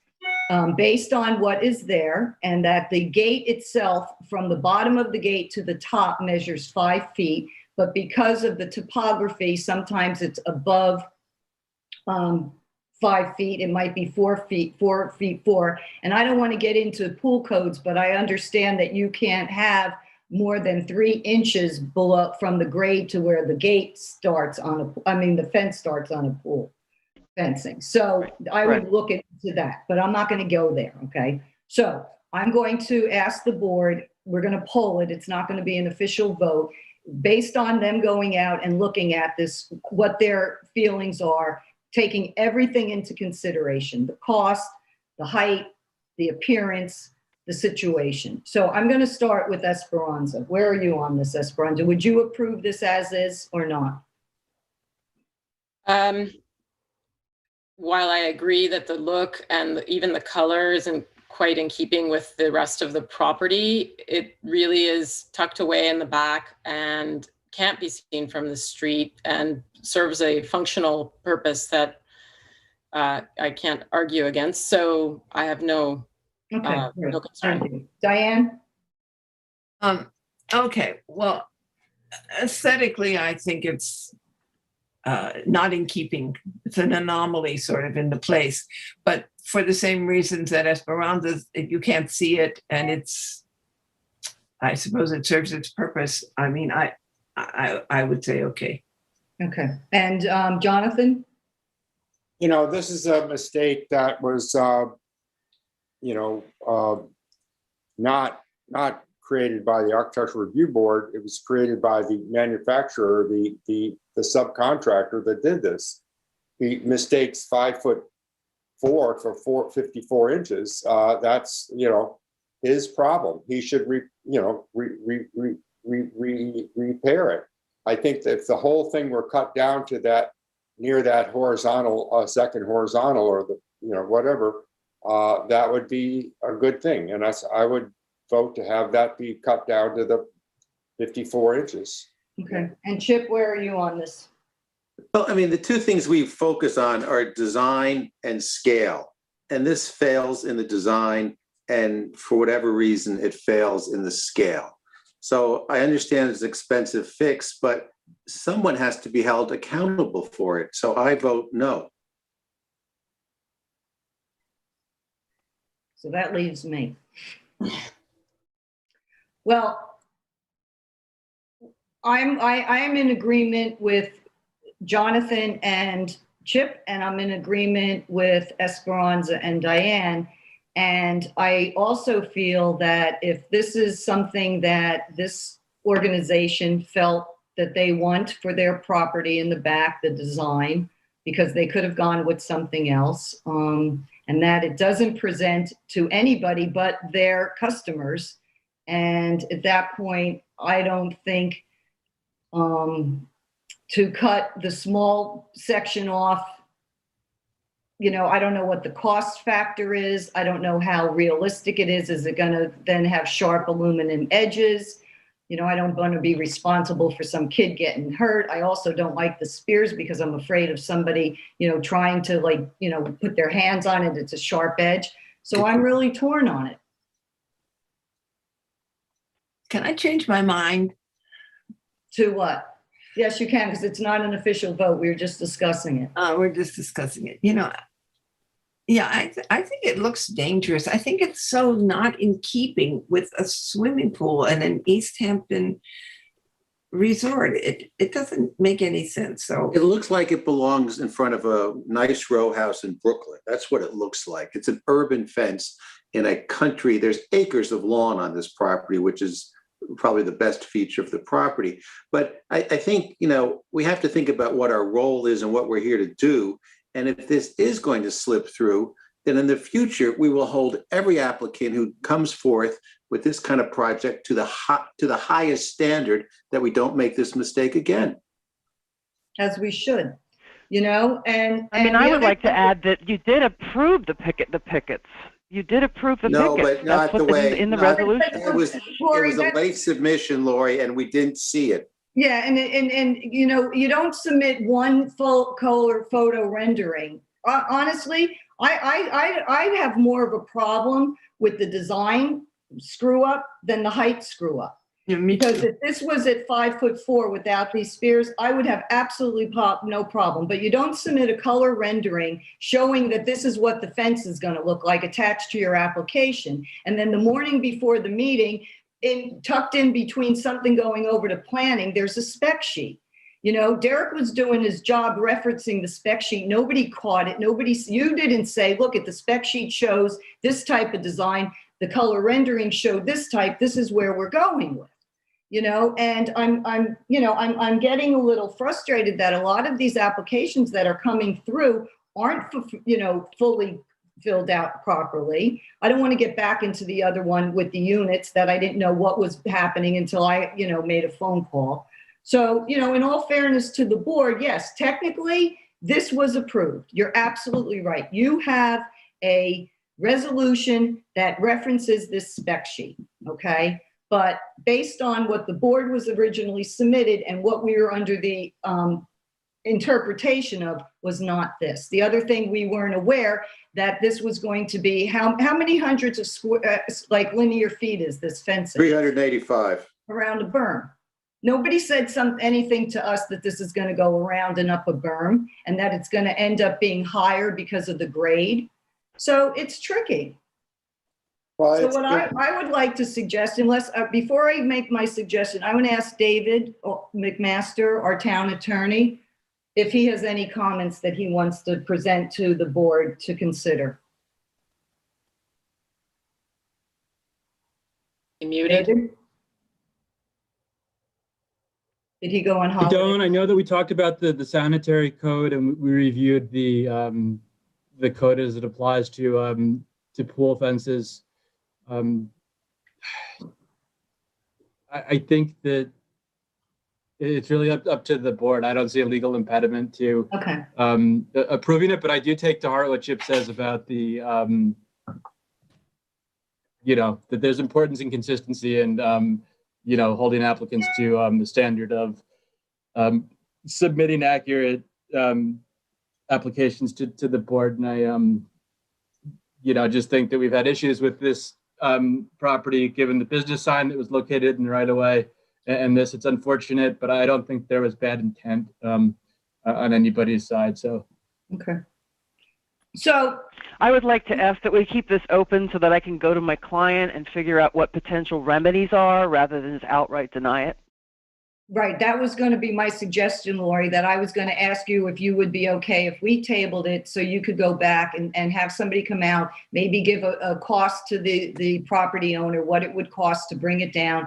Would there be any safety issues with cutting that metal? They could always cap it off with another, top on top. Let's table it and then you come back. It's wrought iron, it's steel, but it's aluminum. Cut the whole top foot off. Yeah. And you'd be in. I think it's aluminum, David, or Jonathan. It's aluminum? Yeah. It's very light. Yeah. If they cut off at the second, the top horizontal, then they're down to what we approved because it's 6 inches, but because of grade, it changes. So to Jonathan's point, you could also look to cut down to the first one. I don't know what that height would be. Yeah, that's where it should be cut down to the first one. If you're looking at it in the big scale of the whole place, a 4-foot fence would be a lot more elegant and friendly for everybody in the pool and outside the pool. I agree.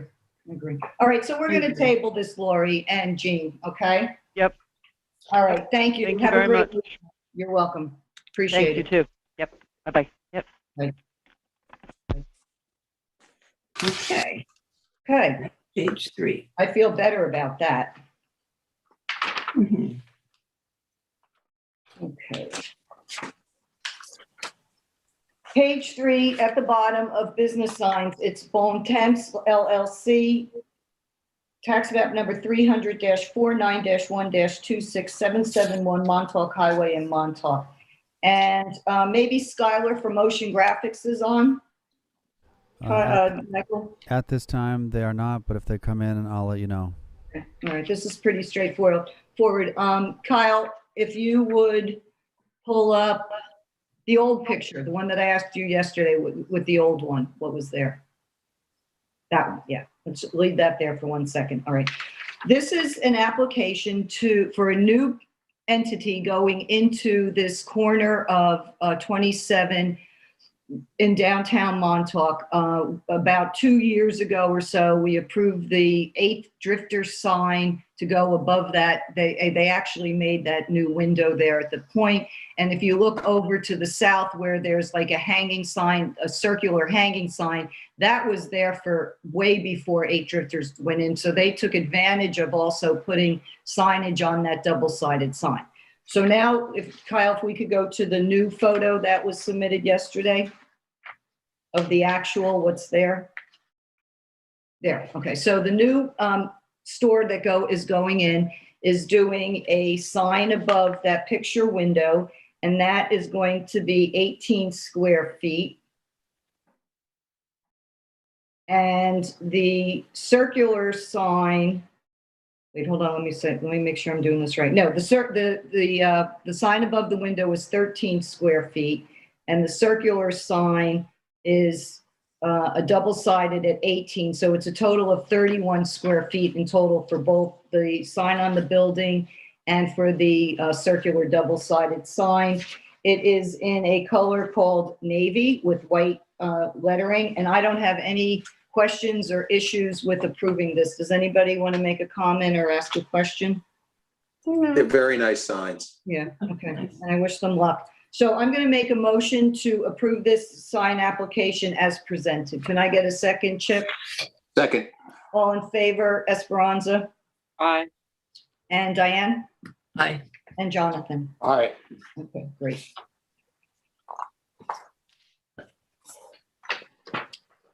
Okay, next on business signs is Il Bugal Omar, which is tax.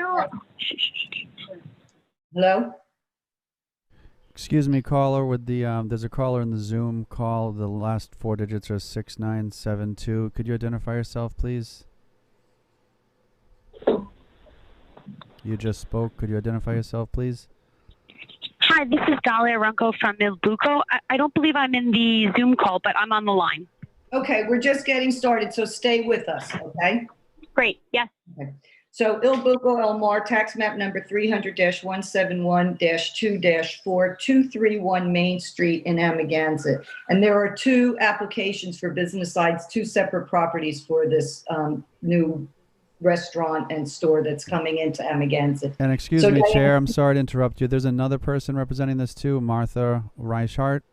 Okay, that's fine. They're in the Zoom call too. Great, thank you. So Diane, if you could read into the record what the application is for, please. Okay, the easternmost building, which is the restaurant at 231 Main Street, are asking for an awning sign, a front corner sign, which is basically replacing a sign that is already there, and a side sign, which is on the little alleyway at 72.2 square feet. What you see now, okay, this is the 7.2 square feet. What you see now is the valance. The awning is not in yet, but it is going to also, they're adding the address 231 or 231 on either end of that, so that they have a rendering. This is a photograph of what is there right now, but they're rendering. So they're swapping out. They're swapping out that balance, balance that they have now for an actual awning pictured in here. Okay, right. For this actual awning. Mm-hmm.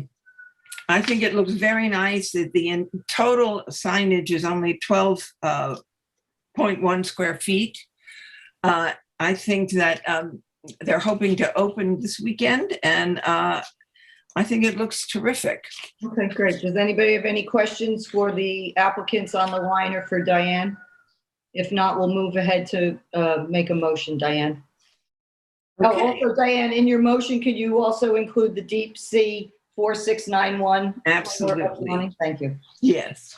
I make a motion to accept this application for 3 signs on Il Boca di Mare in using Sunbrella Deep Sea 4691 coloring with white lettering. And it's Okay. Can I get a second on that, Jonathan? I second it. All in favor, Chip? Yes. Esperanza? Yeah, sorry, were we supposed to specify also those little signs, the little ones? What little? Everything is the same colors. It's in the, she's approving what's in the application. Right, so the little corner sign and side sign, that's not part of all of this? Yes, it is. Yes, yes. And that's what I'm asking. The color of those is the deep sea also? I believe, yes. Well, I think the, perhaps the sign in the alley. Let's take a look at pictures, Diane. Yes, yes. The sign in the alley is a sort of a driftwood color that matches the wall with black lettering. So let's retract that motion. Okay, let's retract that motion. Okay. Can I get a second on that, Esperanza, to retract the motion? Second. Okay, thank you. Excuse me, Chair. I think I have someone from Hampton Signs on the phone. Okay. I'll let them in right now. Okay.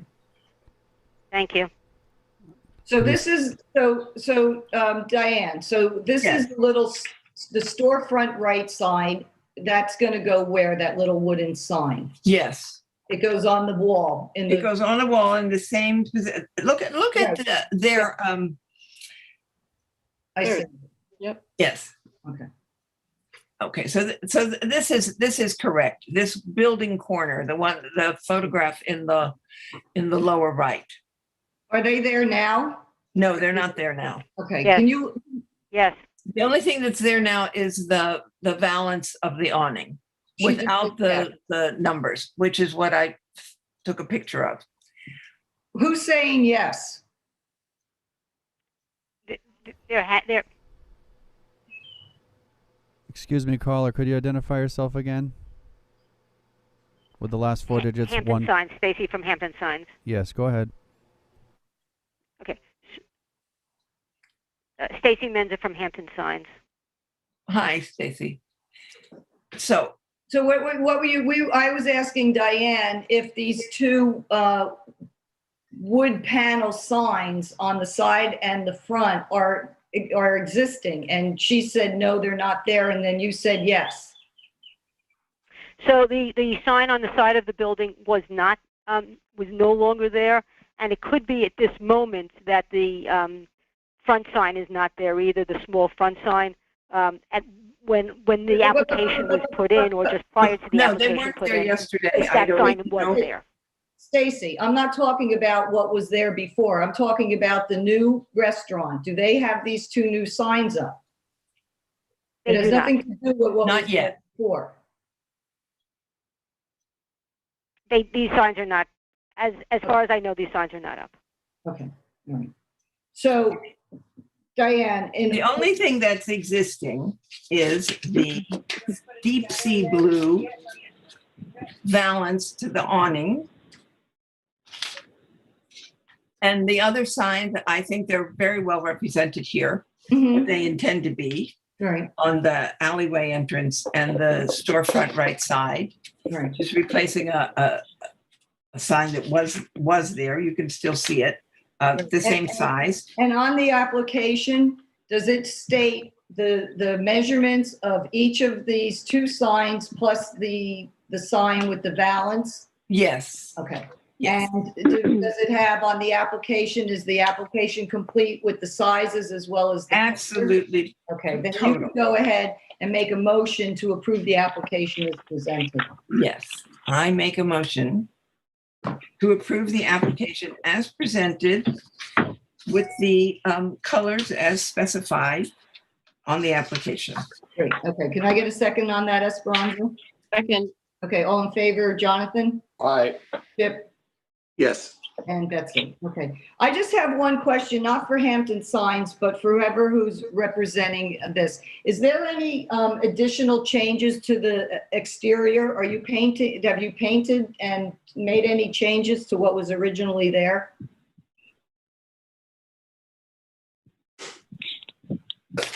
Hi, this is Dahlia Runkel from Il Buco. No other changes have been made to the exterior.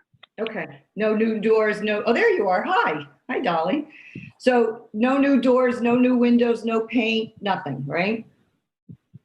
No new doors, nothing. Okay, great. All right. So we can move on to Il Buco, Elmore, tax map number 300-171-1-26.1225 Main Street, Namagansett. Diane, if you could read into record what this is for. Yes, this is the building to the west of the restaurant, and it is for a proposed sign, one in the window and one freestanding that is west of the building. We have photographs. And a decal in the window as well. The decal in the window that they're proposing is 1 square foot. The hanging window sign, Il Buco Vita, which is sort of irregular and driftwoody looking, is 1.3 square feet. And the double-sided signage, which is there, is 7.4 square feet. And the home alimentary coffee is 3.2 square feet. It's that all the signage totals 13 square feet. And I think it distinguishes itself from the restaurant, but it's sort of in keeping with the mood and the colors. And this is going to be a store that sells coffee and pastry and glassware and other charming things. I mean, I see no problem. I see it as uptick. Lovely addition.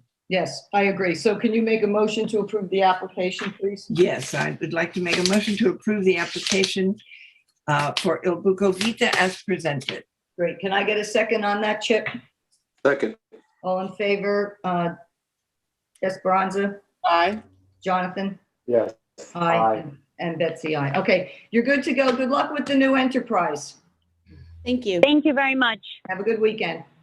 You too.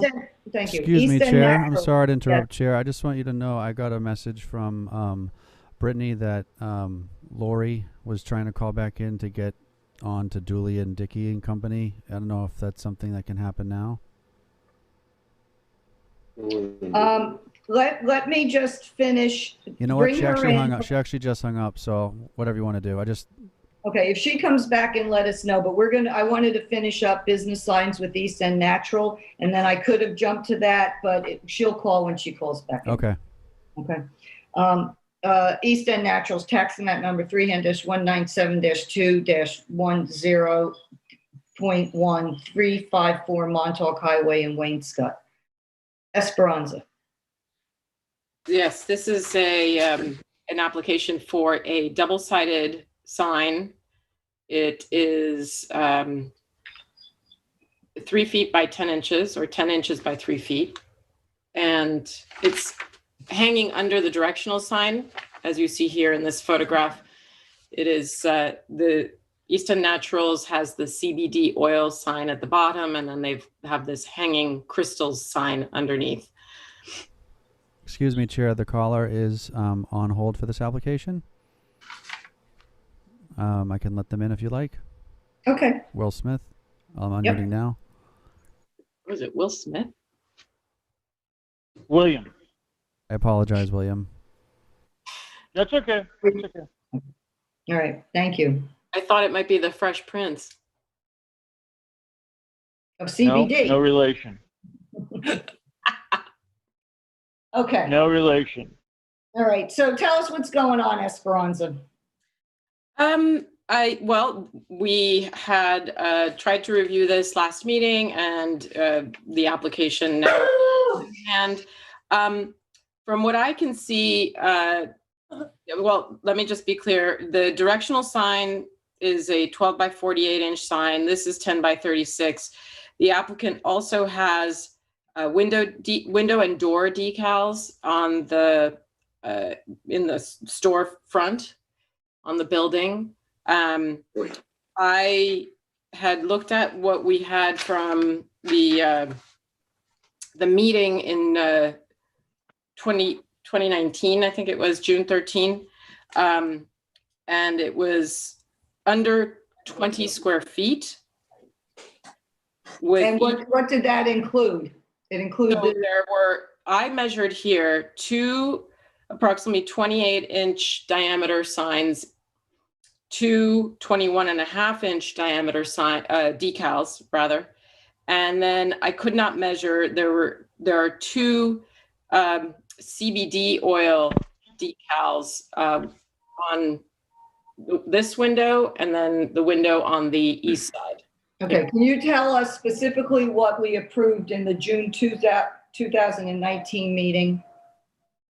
We approved their street sign, right? That's on the directional, on the streetscape. Yes. I don't have the actual resolution, so I don't know exactly what's on the resolution. Oh, that's too bad. Yeah, I'm sorry, but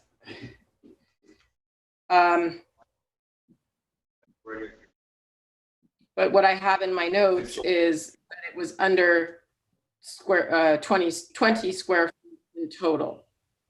And but does it in your note, does it explain? Directional sign. I'm sorry, say that again? Including the directional sign. Right, where that's above the crystal. And do you have anything in your notes in addition to that, what signage on the windows or doors were approved? Well, I only had, hold on, I lost my place. I only had 20 and 25 inch each, which I presume was the diameter of these decals. I'm not sure about the CBD oil decals. In the big picture window, you're saying? In both of the big picture windows, yes. I haven't done the full math to count all of this, but maybe William can help us out here. Yeah, well, before we get William involved, let's say this. What we approved back in 2019 was a total of 20 square feet. I'm under the understanding that the signage for, oh, I'm on the wrong, oh, here we go. Okay. The signage for the crystal sign is only 5 square feet, right? So he's up to 25 square feet. What? Less than 5 square feet, not even 3 square feet. The crystal sign is not even 3 square feet. Well, my understanding, and I'll have Esperanza be more specific, on your application that you said it was 36 by 10, which is 2.5 square feet, but it's a double-sided sign, so 2.5 times 2 is 5 square feet. Yeah. Am I getting that wrong? Yes. Okay. No, So that's you're correct. okay. Yep. So you're basically up to 25 square feet. So whatever was added that wasn't part of the last resolution, can you identify what you put on that we never approved to see if you're still under the 32 that you're allowed? I mean, I didn't do the last, Ocean Graphics did the application for everything that's here. And since the last meeting, when we had the issue with the flag, we've taken out a lot of the, like company sales decals that were in the window as well, promotional things. So we've taken those all out of the window also. So I'm sure we're well below where we should be. Well, I don't have anything to hang my hat on with that. Can you tell me, William, and I'm sorry, I can only go by my notes right now, but were those CBD oil decals? I don't have dimensions for those, and I'm going to presume that those might have been added, or was Are those the large round ones in the double doors? No, not that. The lettering, the lettering that says CBD. Are you talking in the picture window? Yes. Okay. Because I don't have dimensions for that. I'm just. Again, this was all done through Ocean Graphics. Let this. All right, you know what? You're the proprietor. We can't make a determination, and I don't want to start approving things that until we know exactly what's going on here. So, William, we're going to ask you to be patient with us. We're going to do some investigating. We're going to pull out your old resolution. We're going to revisit. We're going to match the resolution to what you have. I don't think anybody has a problem with the crystal sign being added, but we want to just make sure that you're not exceeding the 32 square feet before we approve the crystal sign. So go have a good weekend. Okay. Chair, if I may, Chair. Yes. If I may, I just uploaded the 2019 resolution, so it should be in the file. Thank you. Oh, excellent. Great. Thank you. Let's take a look. And so it doesn't get really confusing. Esperanza, I'm going to let you dig through this, okay? Because you know it better than me.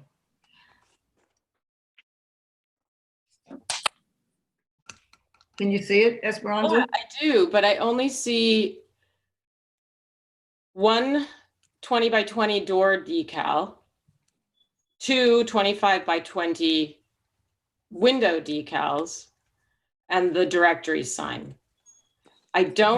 We have more than that on the windows. There is, okay.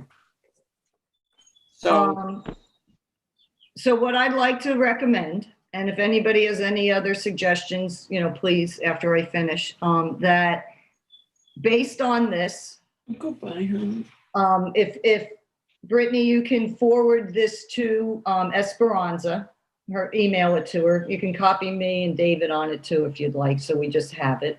Absolutely. And then Esperanza could go out maybe next week and identify what each one of these represents. And then anything that's over and above, have William measure it, and we'll see where we're at. And if it all comes, including the crystal sign, under 32, then we can make a modification and improve everything. But if it's over 32, he's going to have to make a determination what goes. Yeah, I would ask William if you could please just measure the CBD oil lettering on the two windows. That's the only one that I can't. I just did measure them. They're 10 inches high. And there are 1, 2, 3, 7, 8, 9, 10, 11, 12, 13, 14 of them. So that's 14 times 10 inches, right? What, 14 what? Right. 14 inches tall. What, 14 letters? Yeah, but how wide are the letters? Yeah. Yeah. Well, obviously each letter is different. Well, this is what I need, we need the full. I might have a better suggestion here. Did Ocean Graphics put all that up that Esperanza is saying is not included in this resolution? Because they would have all that, then they should be doing the sizing and the measuring for you and not have it fall on you since you paid them to put these signs up. Right. So I'm going to do this. I'm going to table it, but I'm going to instruct staff to put you back on the next meeting, which is June 10th. And if you can have all that information to our staff in the office before the end of next week, we will put you back on and we'll be able to, do all the math and figure out what's going on. Okay. But all of it has to be included. So you want me to call Ocean Graphics and ask them for it? Yeah. Ask them what all the dimensions are that, you're running up against, ARB who needs to know this so that you're not over your allotted 32 square foot signage. Well, I'm confident we're not, but I'll nevertheless I'll do it for you. Yeah, you. but we have to make sure. We have to make sure. Okay. Because if we go ahead and approve it and you're not, then, you know, it falls back on us of not doing our job properly. I And you completely know we like understand, to do but our jobs. Okay? could we just do it maybe, could we do it maybe at the top of the business signs next time? I've been on the phone for 2 hours here. Yes, we will put you first on the business signs, I promise. All right, thanks very much. Have a good All right. weekend. And right, and if you have any problems, call the office and they can, you know, put you in touch with Esperanza or me, okay? Thank you. All right, bye, have a good weekend. Thank you, So Will. we're gonna You table too. this. Bye-bye. Okay, Fences, Walls and Verb, Sergey Pormanov and Catherine Sinclair, tax map number 300-112-2-209, Cattle Walk, East Hampton. Jonathan, possibly Mark Catalano is on the line. Michael? There is one caller who I don't know their name, but I can unmute them and check. Their last four digits are 2141. I'll unmute that now. Hi, it's Lori Wiltshire. You forgot to do Julie.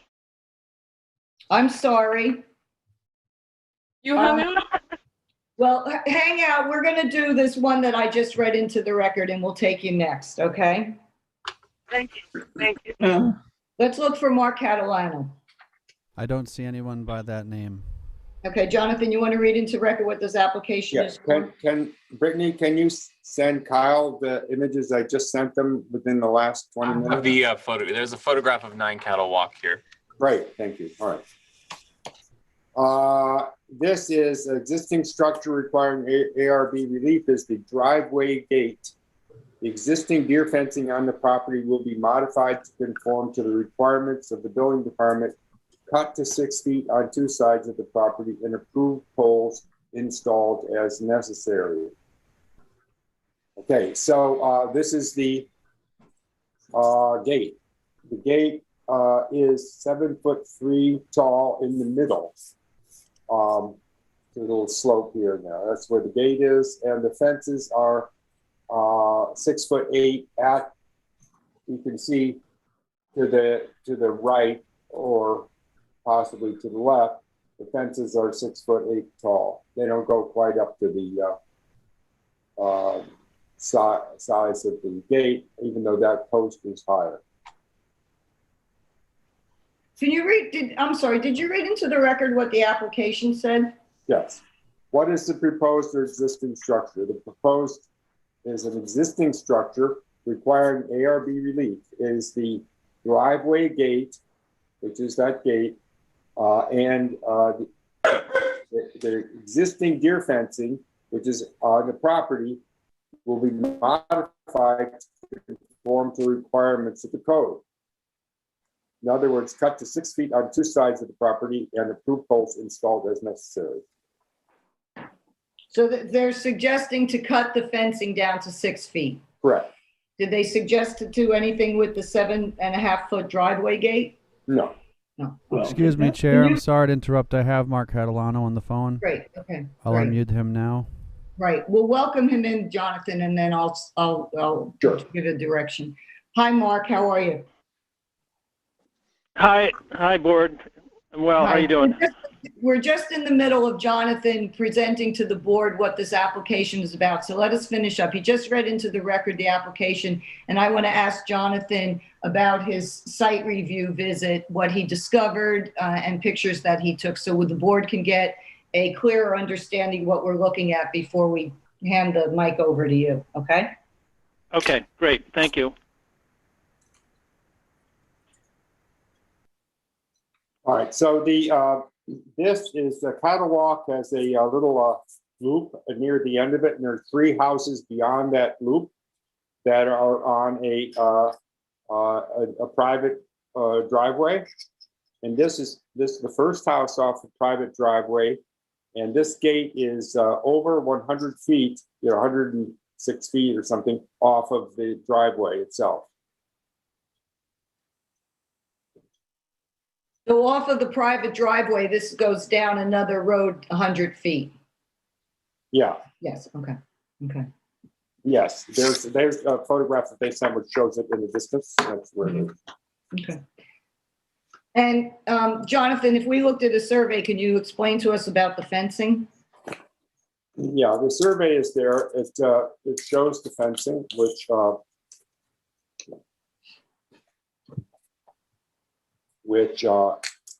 surrounds the property. Yeah. There is no survey here, just a cover letter noting the height for the gate and the 2-page application. All right, well, there's a survey in the package. It's a driveway gate. Brittany, is it possible to pull that up quick and send that to Kyle?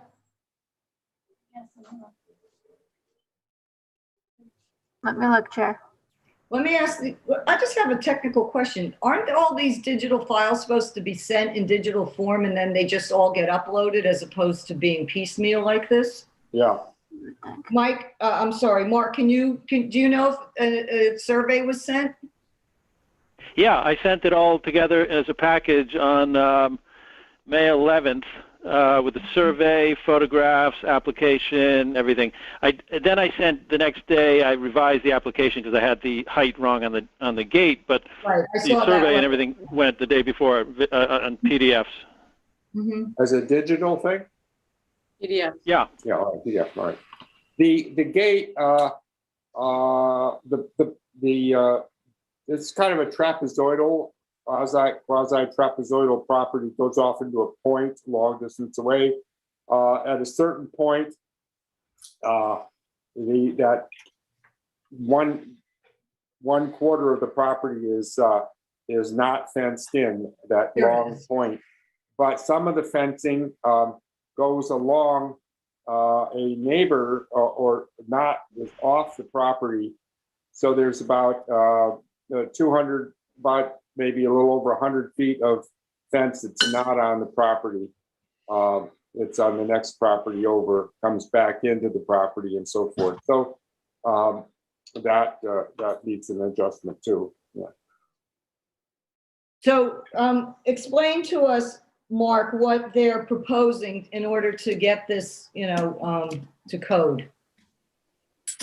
Okay, so aside from the gate, which is the one thing I'm really submitting to you, the wire fence, which is largely 8 feet high around the property, we're going to cut portions of it to 6 feet, and then which will be that'll be the front, probably going across the front of the where the driveway gate is. Mm-hmm. That'll be down to 6 feet, and then down the western side of the property. That'll be 6 feet as well, and then on the right or southeastern part, that'll stay at 8, and then it'll go back 8 back to the beginning, and wherever posts need to be replaced to make it conform, we'll take care of that too. So I just have one question. Does the fencing on the front side where it says lot 6, what's north of that lot 6, is that going to 6 feet, or you're talking the other side? No, that's going to 6 feet, yeah. Okay, and you'll move that fencing onto your property? That's on the if we west can. side. I mean, the building department doesn't really care if it's 6 feet or less. It doesn't require a permit, so they don't really care where it is. But we may just do that just to make it nice. Beg pardon? No, I was going to ask David. David, since this is basically a flag lot, by right, they can have 6 feet on the sides and the front, correct?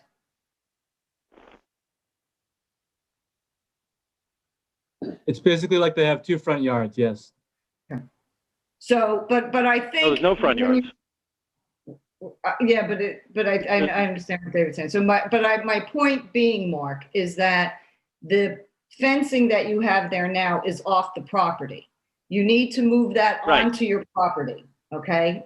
Because we can't approve anything if you have fencing on somebody else's property. That's correct. No, I'm not asking you to approve that fence. I'm just asking you to approve the gate. The rest of the fencing will be such that it doesn't require ARB approval. It'll require some of it will require a permit from the building department, but not an ARB approval. Okay, but I have one more question, Mark, if you allow me. The side of the property in the front plane of the house below where it says lot 4, what are you doing with that fencing? Is that staying at 8 or is that staying at? That's going to stay to 8. Yeah.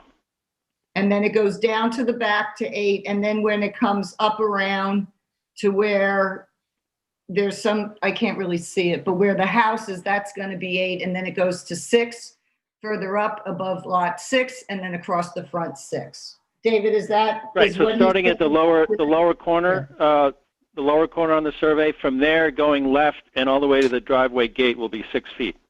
Right. Okay. And so what he's saying, is that correct, that he doesn't need ARB approval for that?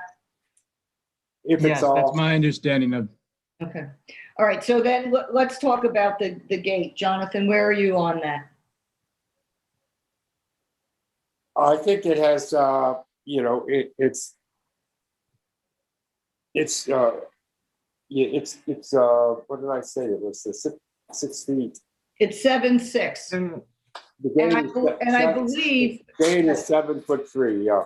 Right. And I believe, and correct me if I'm wrong, David, that where this is located, the board can approve up to 8 feet. Is that correct? So Yes, technically, Betsy. okay. So technically we can approve this as is.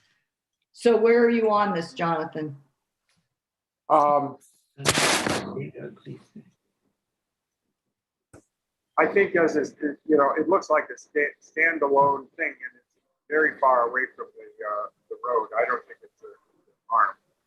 Does anybody have a problem with this, Jonathan? We're losing your sound. Sorry, I don't have a problem with it at the moment. All right, great. Okay. Does anybody have any issues with moving forward to approve this gate where it's located? No issue. Okay. And Mark, can you just confirm before we read into the record for the motion, is this 7'6" or 7'3"? Well, I mean, the ground kind of, it's at a slope.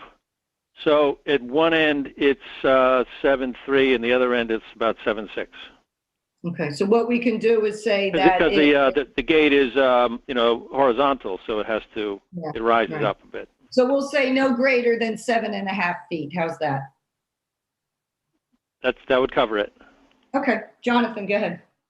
Okay, I move we approve the gate as built with a maximum height of 7'6", natural paint, a natural finish, and that's it. Okay, great. Can I get a second on that, Diane? Okay, second. All in favor, Esperanza? Aye. Chip? Yes. Okay, and Betsy, yes. All right, Mark, you're good to go. Thank you for all the information. Okay, thank you. Have a great weekend. You too. Okay.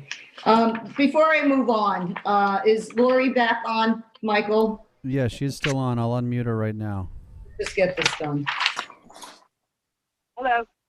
Hi. Still here. James, I'm under, on page 5 of the agenda, under issuance of certificate of occupancy, James Dooley and Kristen Dickey, tax map number 300-159-1-3.11, 16 Roberts Lane, East Hampton. Jonathan. Yes. This is for, get to the second page here.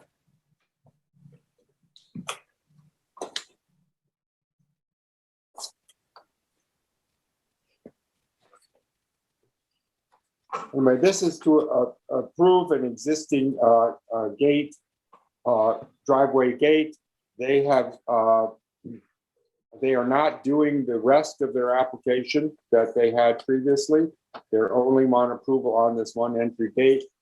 And the entry gate is where it was the last time.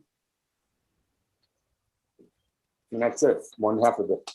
Wait, I'm sorry, you broke up. Something's happening with your sound. Let me just ask you, the last time this was before us, we tabled it because it was, if I'm not mistaken, it was above 6 feet that the resolution said. Right. And what is it measuring now? Yeah, I don't think it was cut down.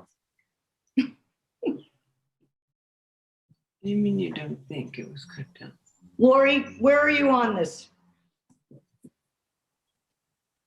What they did is raise the grade because the landscapers had taken away some of the soil that was when it was first installed, so they put that back. So when you measure it from, it was not cut down, but they raised the grade so that it's no longer taller than 6. Jonathan, were you able to measure the grade? I actually, I took a photograph, but I didn't measure it though. Okay. I guess my concern is that it should be measured not only from the post from the grade, but when that gate is closed and you're measuring from the gravel driveway and up. So, Lori, can I ask you if we can table this so Jonathan can get back out and we'll automatically put you back on for the 6:10 meeting? With my apologies. Yeah, the other thing is that the proposed gate that seemingly was approved does not have those. It has a horizontal all the way across. It does not have the 4 side stiles going up another 6 or 8 inches. So what photograph is this? That's a photograph of the existing gate, but the drawing. Oh, what we approved, I see. Well, maybe that's where the height issue is becoming. I think that's true. The issue. Do you have, Jonathan, what's that? Is that what was there? That might have been the photograph I took back in, no, maybe, did you take that, Jonathan? I took this one. Yeah. I took it yesterday. Is the drawing in the file for us to look at?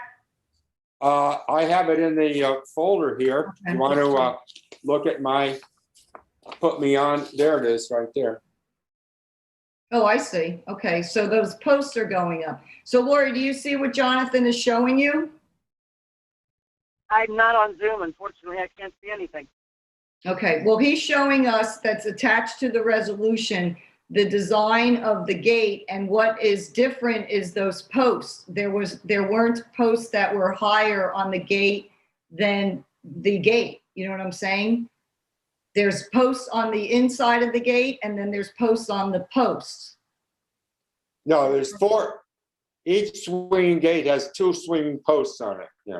Yeah. So, Lori, do you have access to the resolution and the drawing that we approved so you can see where the problem is? I'm not saying right here and now. But something is missing? Is something missing or something was added? Like something was added. It's added.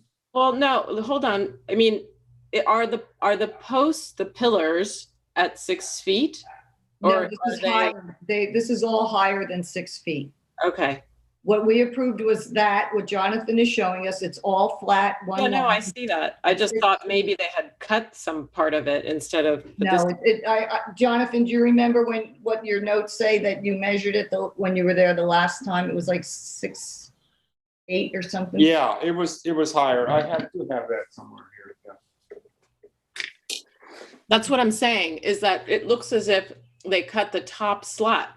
No, that's not what happened. No, nobody cut anything. They built it differently. They built it higher than what was approved and they added these posts on it. Okay. Okay. So Lori, I'm going to do this. I'm going to table it and you'll go back to your records, see what's there versus what was approved and have them make the changes. Yep. So it reflects what we approved. Okay. So it entails cutting off those 4 posts. It doesn't affect the operation of the fence at all. Okay. Okay, so I'm tabling this because the gate and the gate posts are higher than what we approved at 6 feet. But no one's measured them yet, so that has to happen. But it doesn't match the drawing, and it's much higher. And even though you beefed up the grade on the posts, when you bring the gate to the driveway, it has these tall extra posts that look like 6 or 7 inches off the horizontal bar of the top of the gate, which is not what we approved in the design. The design is different on the top and creating it to be higher. Okay? Okay. All right. I'll look at that. All right, thank you. So I'm tabling that, okay. Thank you. Yep. Yep. Okay, good night. Have a good weekend, everyone. Thank you, you too. I appreciate your help. Okay, back to fences, walls, and berms. Petrie and Carrie Anton, tax map number 300-94-3-10.2, 28 Audubon Street in East Hampton. All right. Michael, is Petrie on the line? The person, yeah, they are joining the Zoom call as we speak. I just admitted them. Okay. If we just give them 1 second. Sure. And as soon as they come on, we'll welcome them in. And then Jonathan, if you'll read into the record what this is for.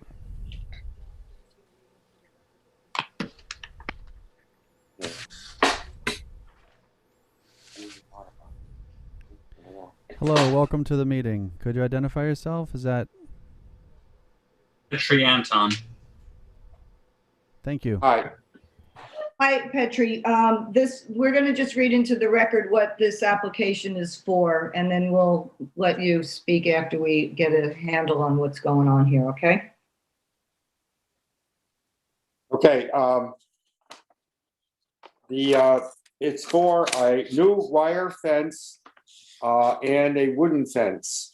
The maximum height of the fencing will be 8 feet. Parts of it, the wooden part will be 6 feet. There's and the 4x4 posts will be for the fence will be in the ground. That's it. And then there's a plan, which this is the plan that shows the property and the house and the driveway. And see down there where it says there's a gate, that 22 feet is a 6-foot wood fence. And that goes to a 8-foot wire fence wrapping around the property line to a point where it comes back to the setback. It then goes back to the house on the other side. Okay, so, and that gate is a pedestrian gate, correct? Pedestrian gate, yes. Right. And so basically just that area from the back plane of the house that goes around in a rectangle is the only thing that they're asking for fencing on, correct? Correct. Okay. Petrie, do you want to make any comments? I'm open to any suggestions because I'm new at this type of application. So if you think that there's anything I need to be doing differently than what I have submitted, I'm happy to. Yeah. Can you describe the wooden fence and the wire fence? Or you have pictures of that? Well, I had submitted all the pictures. Right.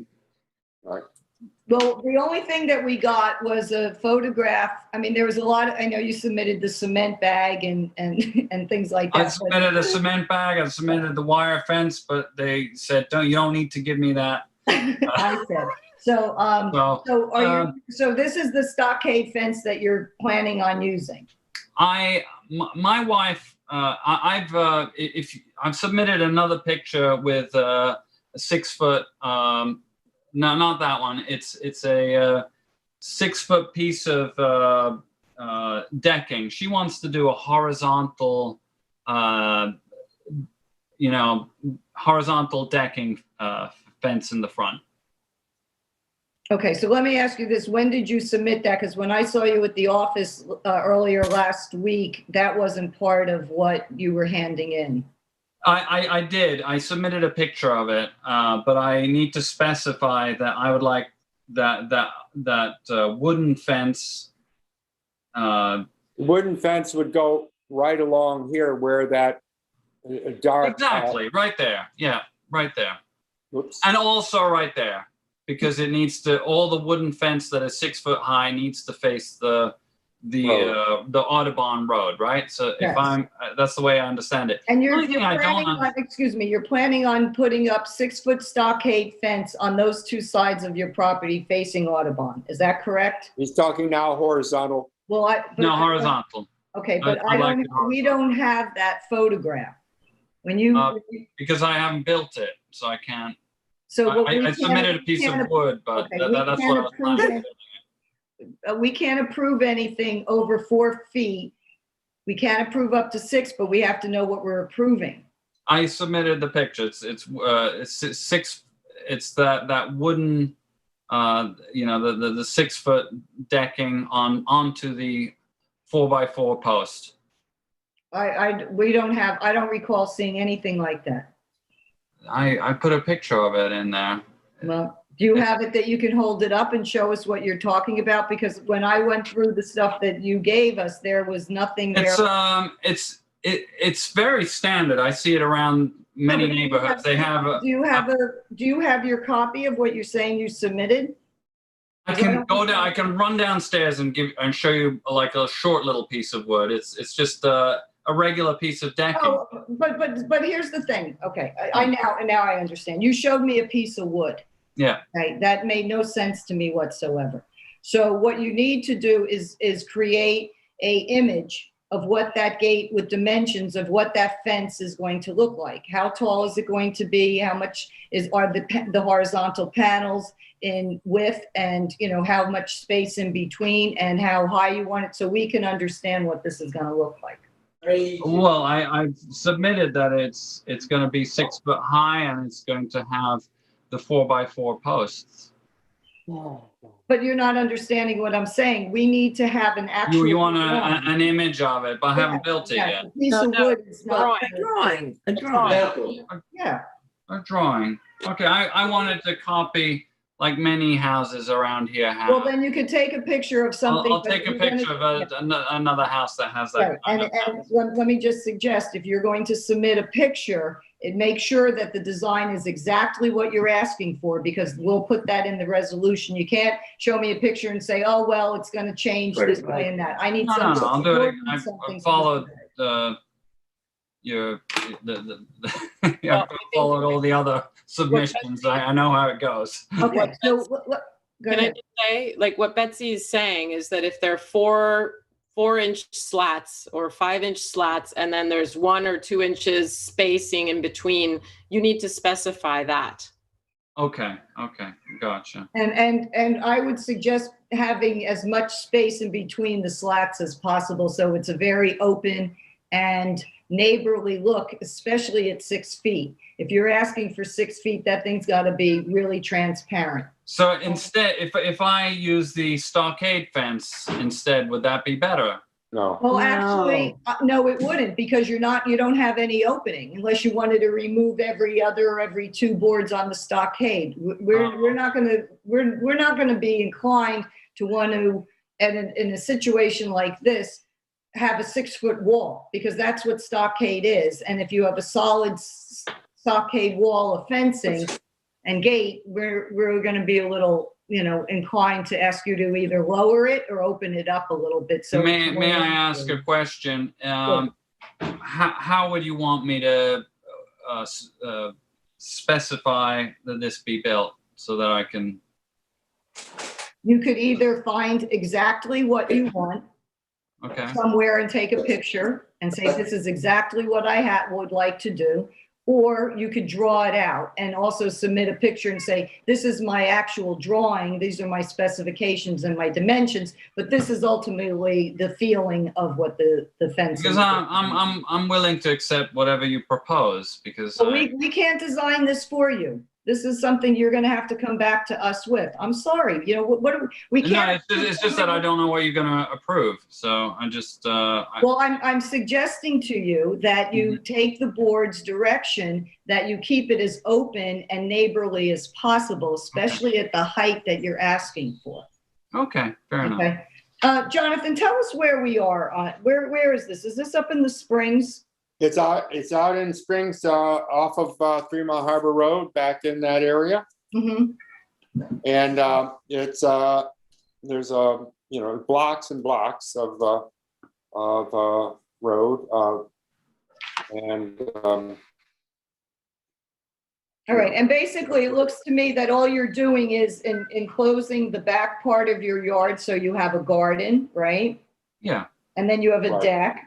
So I think that if you had 6 feet of a very open nicely rural looking fencing behind the plane of your house. And you have 8 in the back. David, you there? Yeah. Okay. So would he need ARB approval for the back plane of the house at 6 feet for these gates? I don't believe so. Gates and fencing, and then he has three sides on the back at 8. Does he need ARB approval above 6 in the back? Yes. Yeah. Okay. Jonathan? He needs ARB approval for the 6 in the front too. No, it's behind the plane of the house. Oh, it's behind the plane of the house. All Well, right. based on his drawing.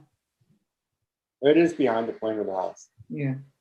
So how do you feel about the 8 foot based on the neighborhood and what's behind him on the side, behind and on the sides? Well, the photographs are there showing. Oh, what's great. Let's inside take a look at that. The and, board can get an idea then. Good. and so forth. They're leaving plenty of space on the driveway side to the neighbors so the deers can run. The deer were running when I was there. Mm-hmm. Along the back, that is pretty close to their deck, but that's where the property line is. And it runs up to the notch in their property and it comes back in the middle of their house, which is another photograph that I have. So, yeah. So Kyle, can we look at the photographs that Jonathan submitted, please? I think I saw them before when you had it up on the screen. Yeah. All right. Okay, this is from the driveway side, looking across the back. It doesn't show where the front fence would be, but the wire fence would be, see that little piece of wood thing, the V thing or whatever it is?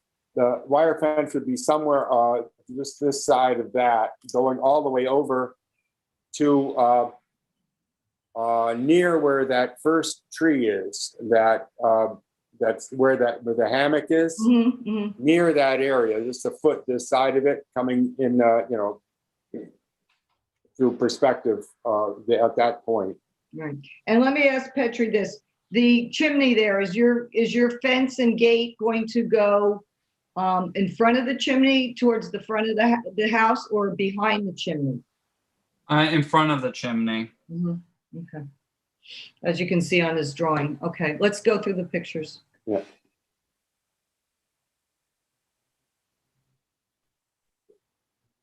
That's that's looking toward the where I was standing before, and almost that area from that house up to this wheelbarrow was left open. Yeah. Mm-hmm. Next. Yeah.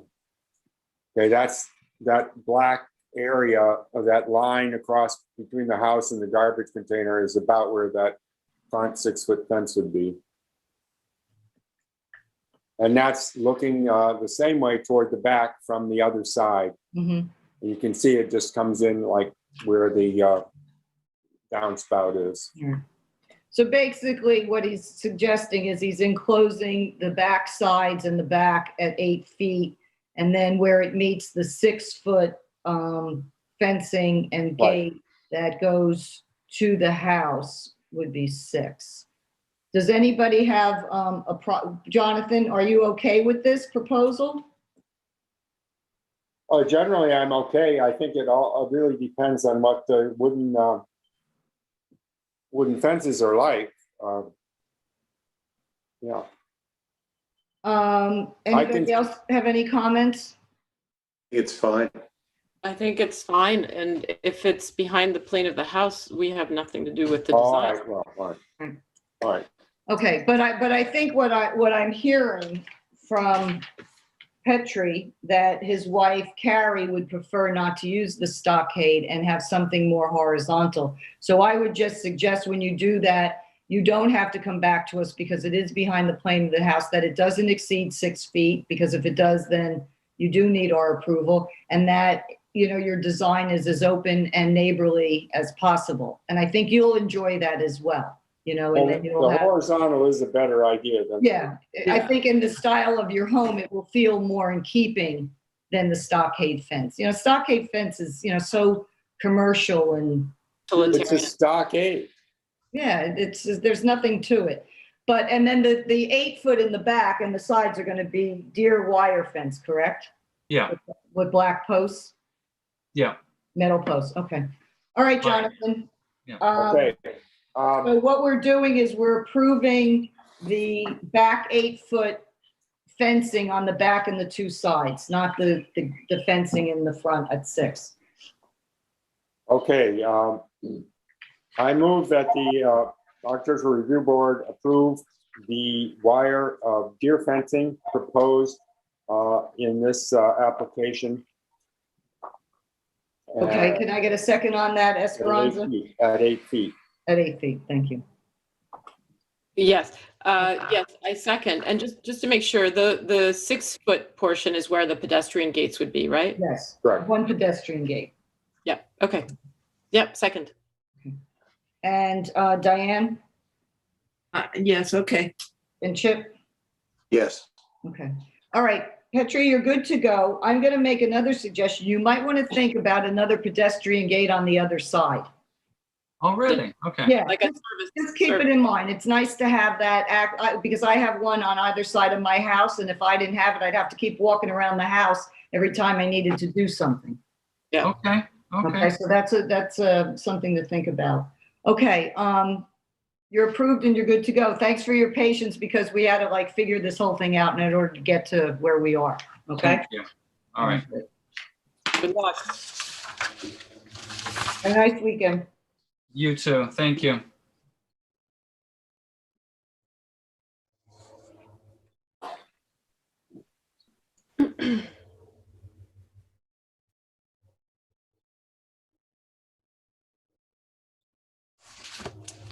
Okay.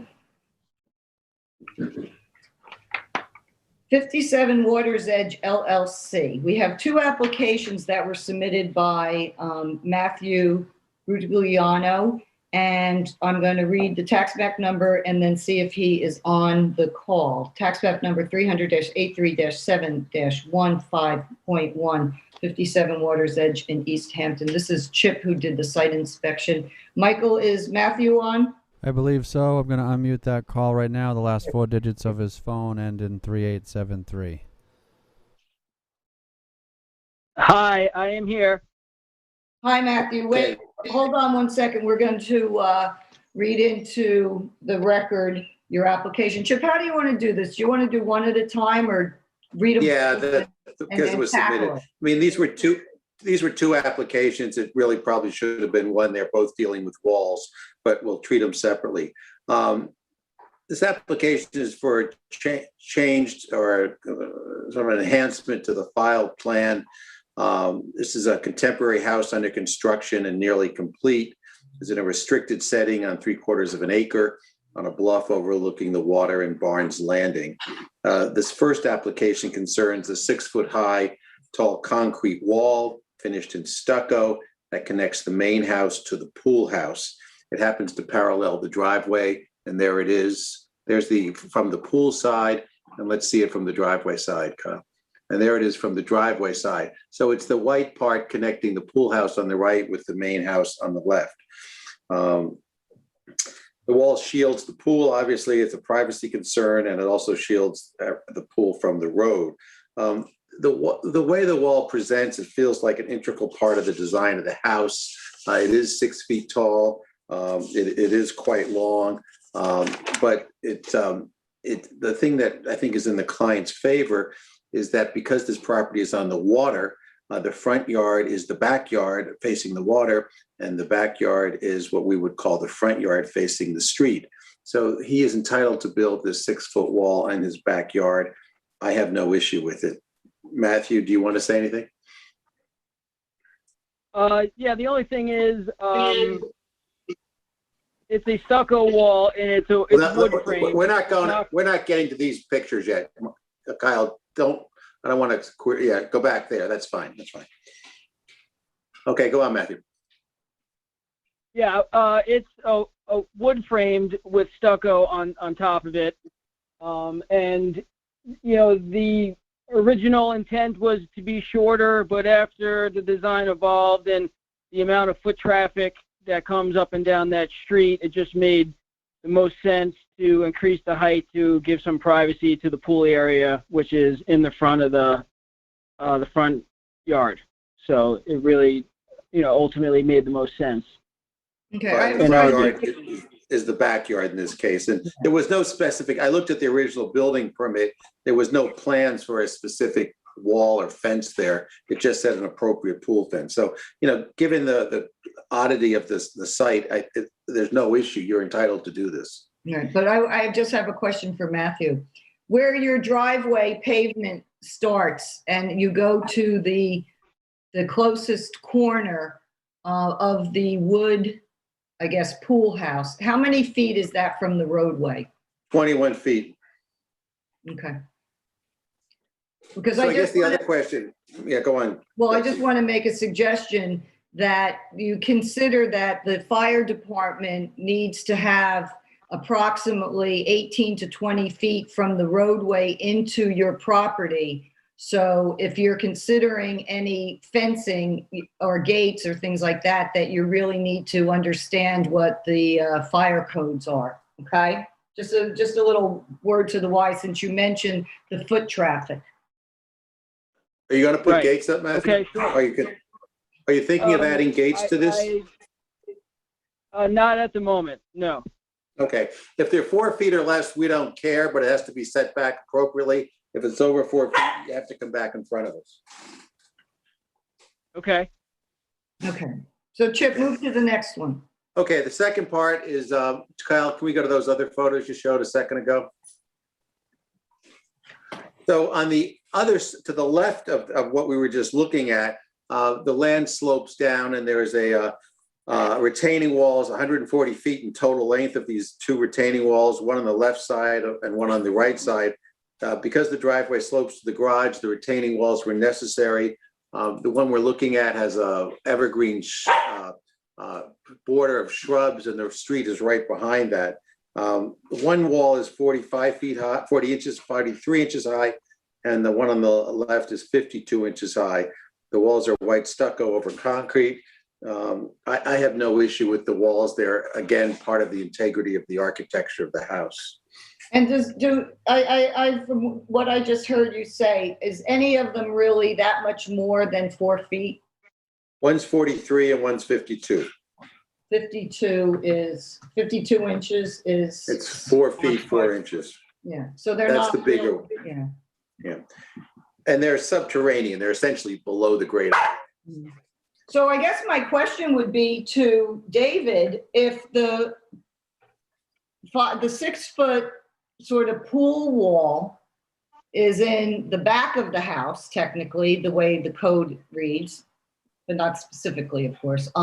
And the other walls are close to 4 feet with a few inches, you know, contractors, whatever. Do we even need to make approvals on these?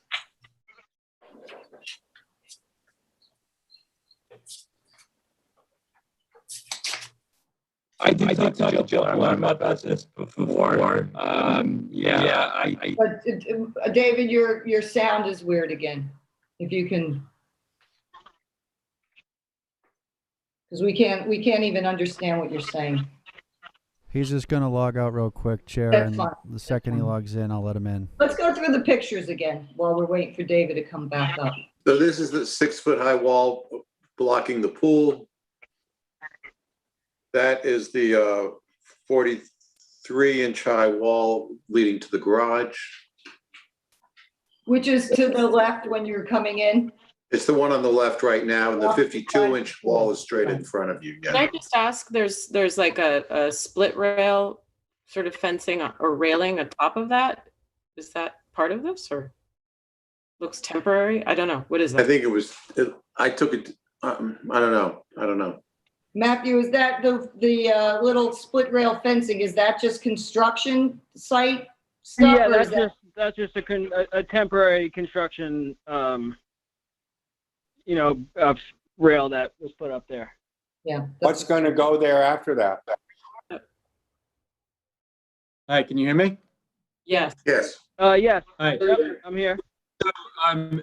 Joe Palermo from the building department told me that over the course of time, there's been various interpretations of what structures are subject to that rule with the water, with the front yard requirements. So out of an abundance of caution, for the sake of clarity, I think that, you know, it can't hurt to give the approvals or for the structures before the board. I'm sorry, my phone went. Say that again, David, the last sentence. So I think just for the sake of, you know, being cautious and, you know, having to have him not come back in case it changes, it can't hurt to do it. Okay, so we can do it. Is there any questions? And let me just say this. We could also approach it that even if it's considered the front of the house, would the board approve the 6-foot wall? I would say yes. Wall?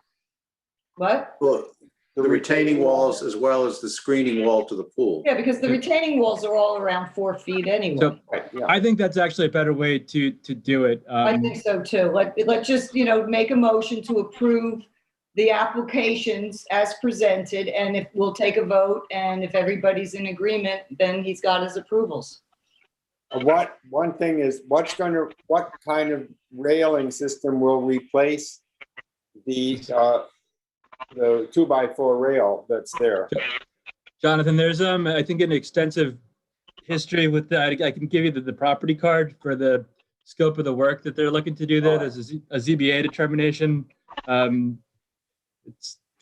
I don't know if you really want to go down that road. I don't want to go down that road, but it's not, Jonathan, it's not part of the application. Okay. All right. It's like sort of the construction gate that's over, you know, 5 feet or 6 feet on the driveway. That's not part of the application either. It's just temporary. Okay. All right. So go ahead, Chip. See what we have. Well, on the first application, which is the 6-foot high screening fence. Well, excuse me for 1 minute, Chip. I would like to include all of this on one resolution, not do 2 separate resolutions. So when you do the motion, you could basically just reference that you're approving both applications as presented, and then she'll just, you know, the secretary would just put them both on. Okay. I make a motion that we approve both applications concerning walls as submitted, and instruct the staff to inform the building department No, if property is ready for seal. No, they're not going for C of O yet. We're just approving the applications. Oh, okay. Oh, okay. So I know. It's Friday somewhere.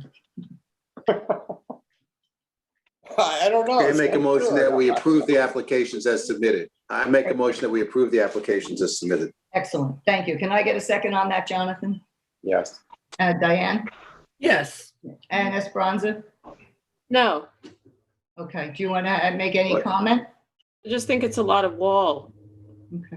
And you know, I'm kind of familiar with the area, and I just think it's very solid. I took a ride into the whole scheme, but I just don't. Well, I took a ride up there, and because when I was reading the application and looking at it, not in context of the visual being there, I was pleasantly surprised how fairly nice it really looked. And from the road, for some reason, and it could be an optical illusion, the 6-foot wall, I even called Chip and said, "Are you sure?" Because it really doesn't even look like it's 6 foot. It looked, you know, like maybe 5 foot or something like that. So because I have that visual, normally I would be a little reluctant, but I'm gonna say yes as well. So that's 4-1. So Jonathan second on that, and you're good to go, Matthew. Okay, thank you very much. You're welcome. Okay, thank you. LSIROWKOP LLC, tax map number 300-170-3-8.1, 169 Skimhampton Road in East Hampton. And I don't think we need to look for anybody on the call. And Diane can read into the record what this is for. This was tabled, I think, a couple weeks ago. Yes, this was basically an application for a gate, which was modified, and then it was eventually approved, and we stopped the forward motion of the application because we questioned some green solid fencing that was behind the easement, or 50 some feet from Skimhampton Road. Since then, the building department, as according to David, has decreed that everything is legit and fine. And since we had already approved the gate, I think we should proceed with this and make a motion to accept this application. As presented. The memo was for the stockade fencing that was on the sides, the perimeter of the other lots. I can't speak to everything else on the property, but just the stockade fencing is on the edges of the property. That doesn't require ARB. Right. And so basically what we're doing is we're making a motion just to prove the 6-foot driveway gate, correct? Yes. Yes. Correct. Can I get a second on that, Chip? Second. All in favor, Esperanza? Aye. Aye. And Jonathan? Aye. And Betsy, aye. Okay. Issuance of certificate of occupancy. We did James Dooley and Kirsten Dickey. That was tabled. Patrick and Megan Robeson. Tax map number 300-166-4-15, 40 Springs Close Highway, East Hampton. Diane. Yes. Now,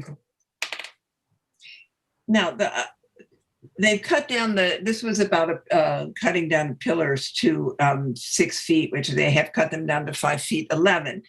My only question is that they had an extension of time that was granted for 18 months. And this has only been brought in front of us now. It's almost 2 years. I mean, it's a technicality. They have finally cut down their pillar. How long are the extension of time? Is the file in your packet? It's yes, it's right in the resolution, actually. Building with them to the date of this determination in 18 months for obtaining a C of O. Okay, 18 months. Yeah. So and that was dated June 27th. Right. David, what do we do? Yeah. So it's technically 23 months. Yeah. What do we do if it's past the extension of time? Can we grant another extension of time and approve it?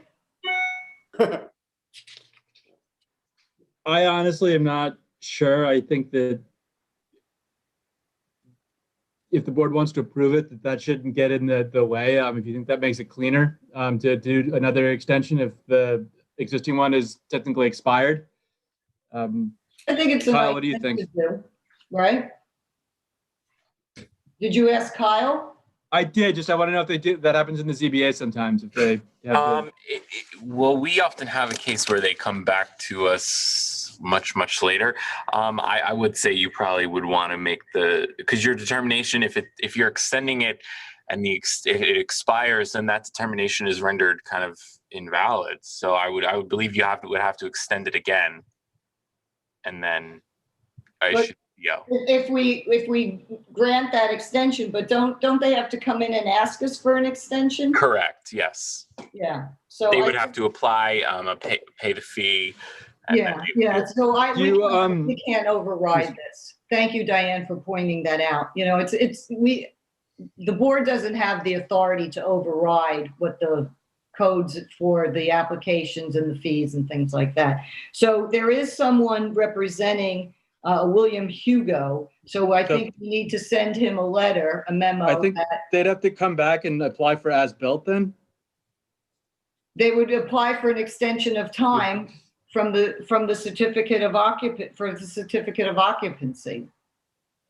Yeah, that's all. It would just extend it, and then you would inspect it, say it's all good, and they would go on their way. Yeah, but we can't approve something that's past the extension of time. That's why we give extensions of time. It's like, it's gonna be bad milk. Okay, so. Okay, so what we're gonna do is table this. And I suggest that the town attorney or the staff notify the owner and the representative that they need to apply for an extension of time because it's expired from June 27, 2019. And the extension of time was for 18 months. Do I need a second on that, David? To table it? No, I don't. Okay. No. Okay. All right. We approved Sean McPherson before. We approved the sign for East Hampton House. We tabled the pool fence situation. So the last item on the agenda is Frederick and Gail Horwood, tax map number 300-55-4-21 North Cape Lane in East Hampton. Esperanza. Yes, so this applicant has reduced the height of, the height of a pedestrian gate located on the left side of the house that exceeded the 8 feet that was permissible. And I really find it to be an improvement also. I think it fits much better with the aesthetic of the house. And I would say that, and it is at 8 feet, so as we approved, so I'd say that this is ready to go. And if there are no other questions, I would instruct staff to advise the building department that this is ready for a certificate of occupancy. And I just want to make a comment that Jonathan, I think it was Jonathan that suggested this design and change of the wood, and it actually looks like something. It looks really nice. Oh, it's so much nicer. Yeah, it's so much nicer. It really fits. The whole house is really lovely, and so this is really great. Okay. Yeah. Can I get a second on that, Diane? Yes, second. Okay, great. All in favor, Chip? Yes. Jonathan? Yes. And Betsy. Okay. I'm going to make a motion to close the meeting of May 27, 2021. I want to thank everybody for all your hard work and all of the applicants for working with us on it, and wish everyone a really wonderful and safe holiday weekend. Thank you. Good night. Thank you. Thank you, Bye. Betsy. Good night, everybody. Night. All right.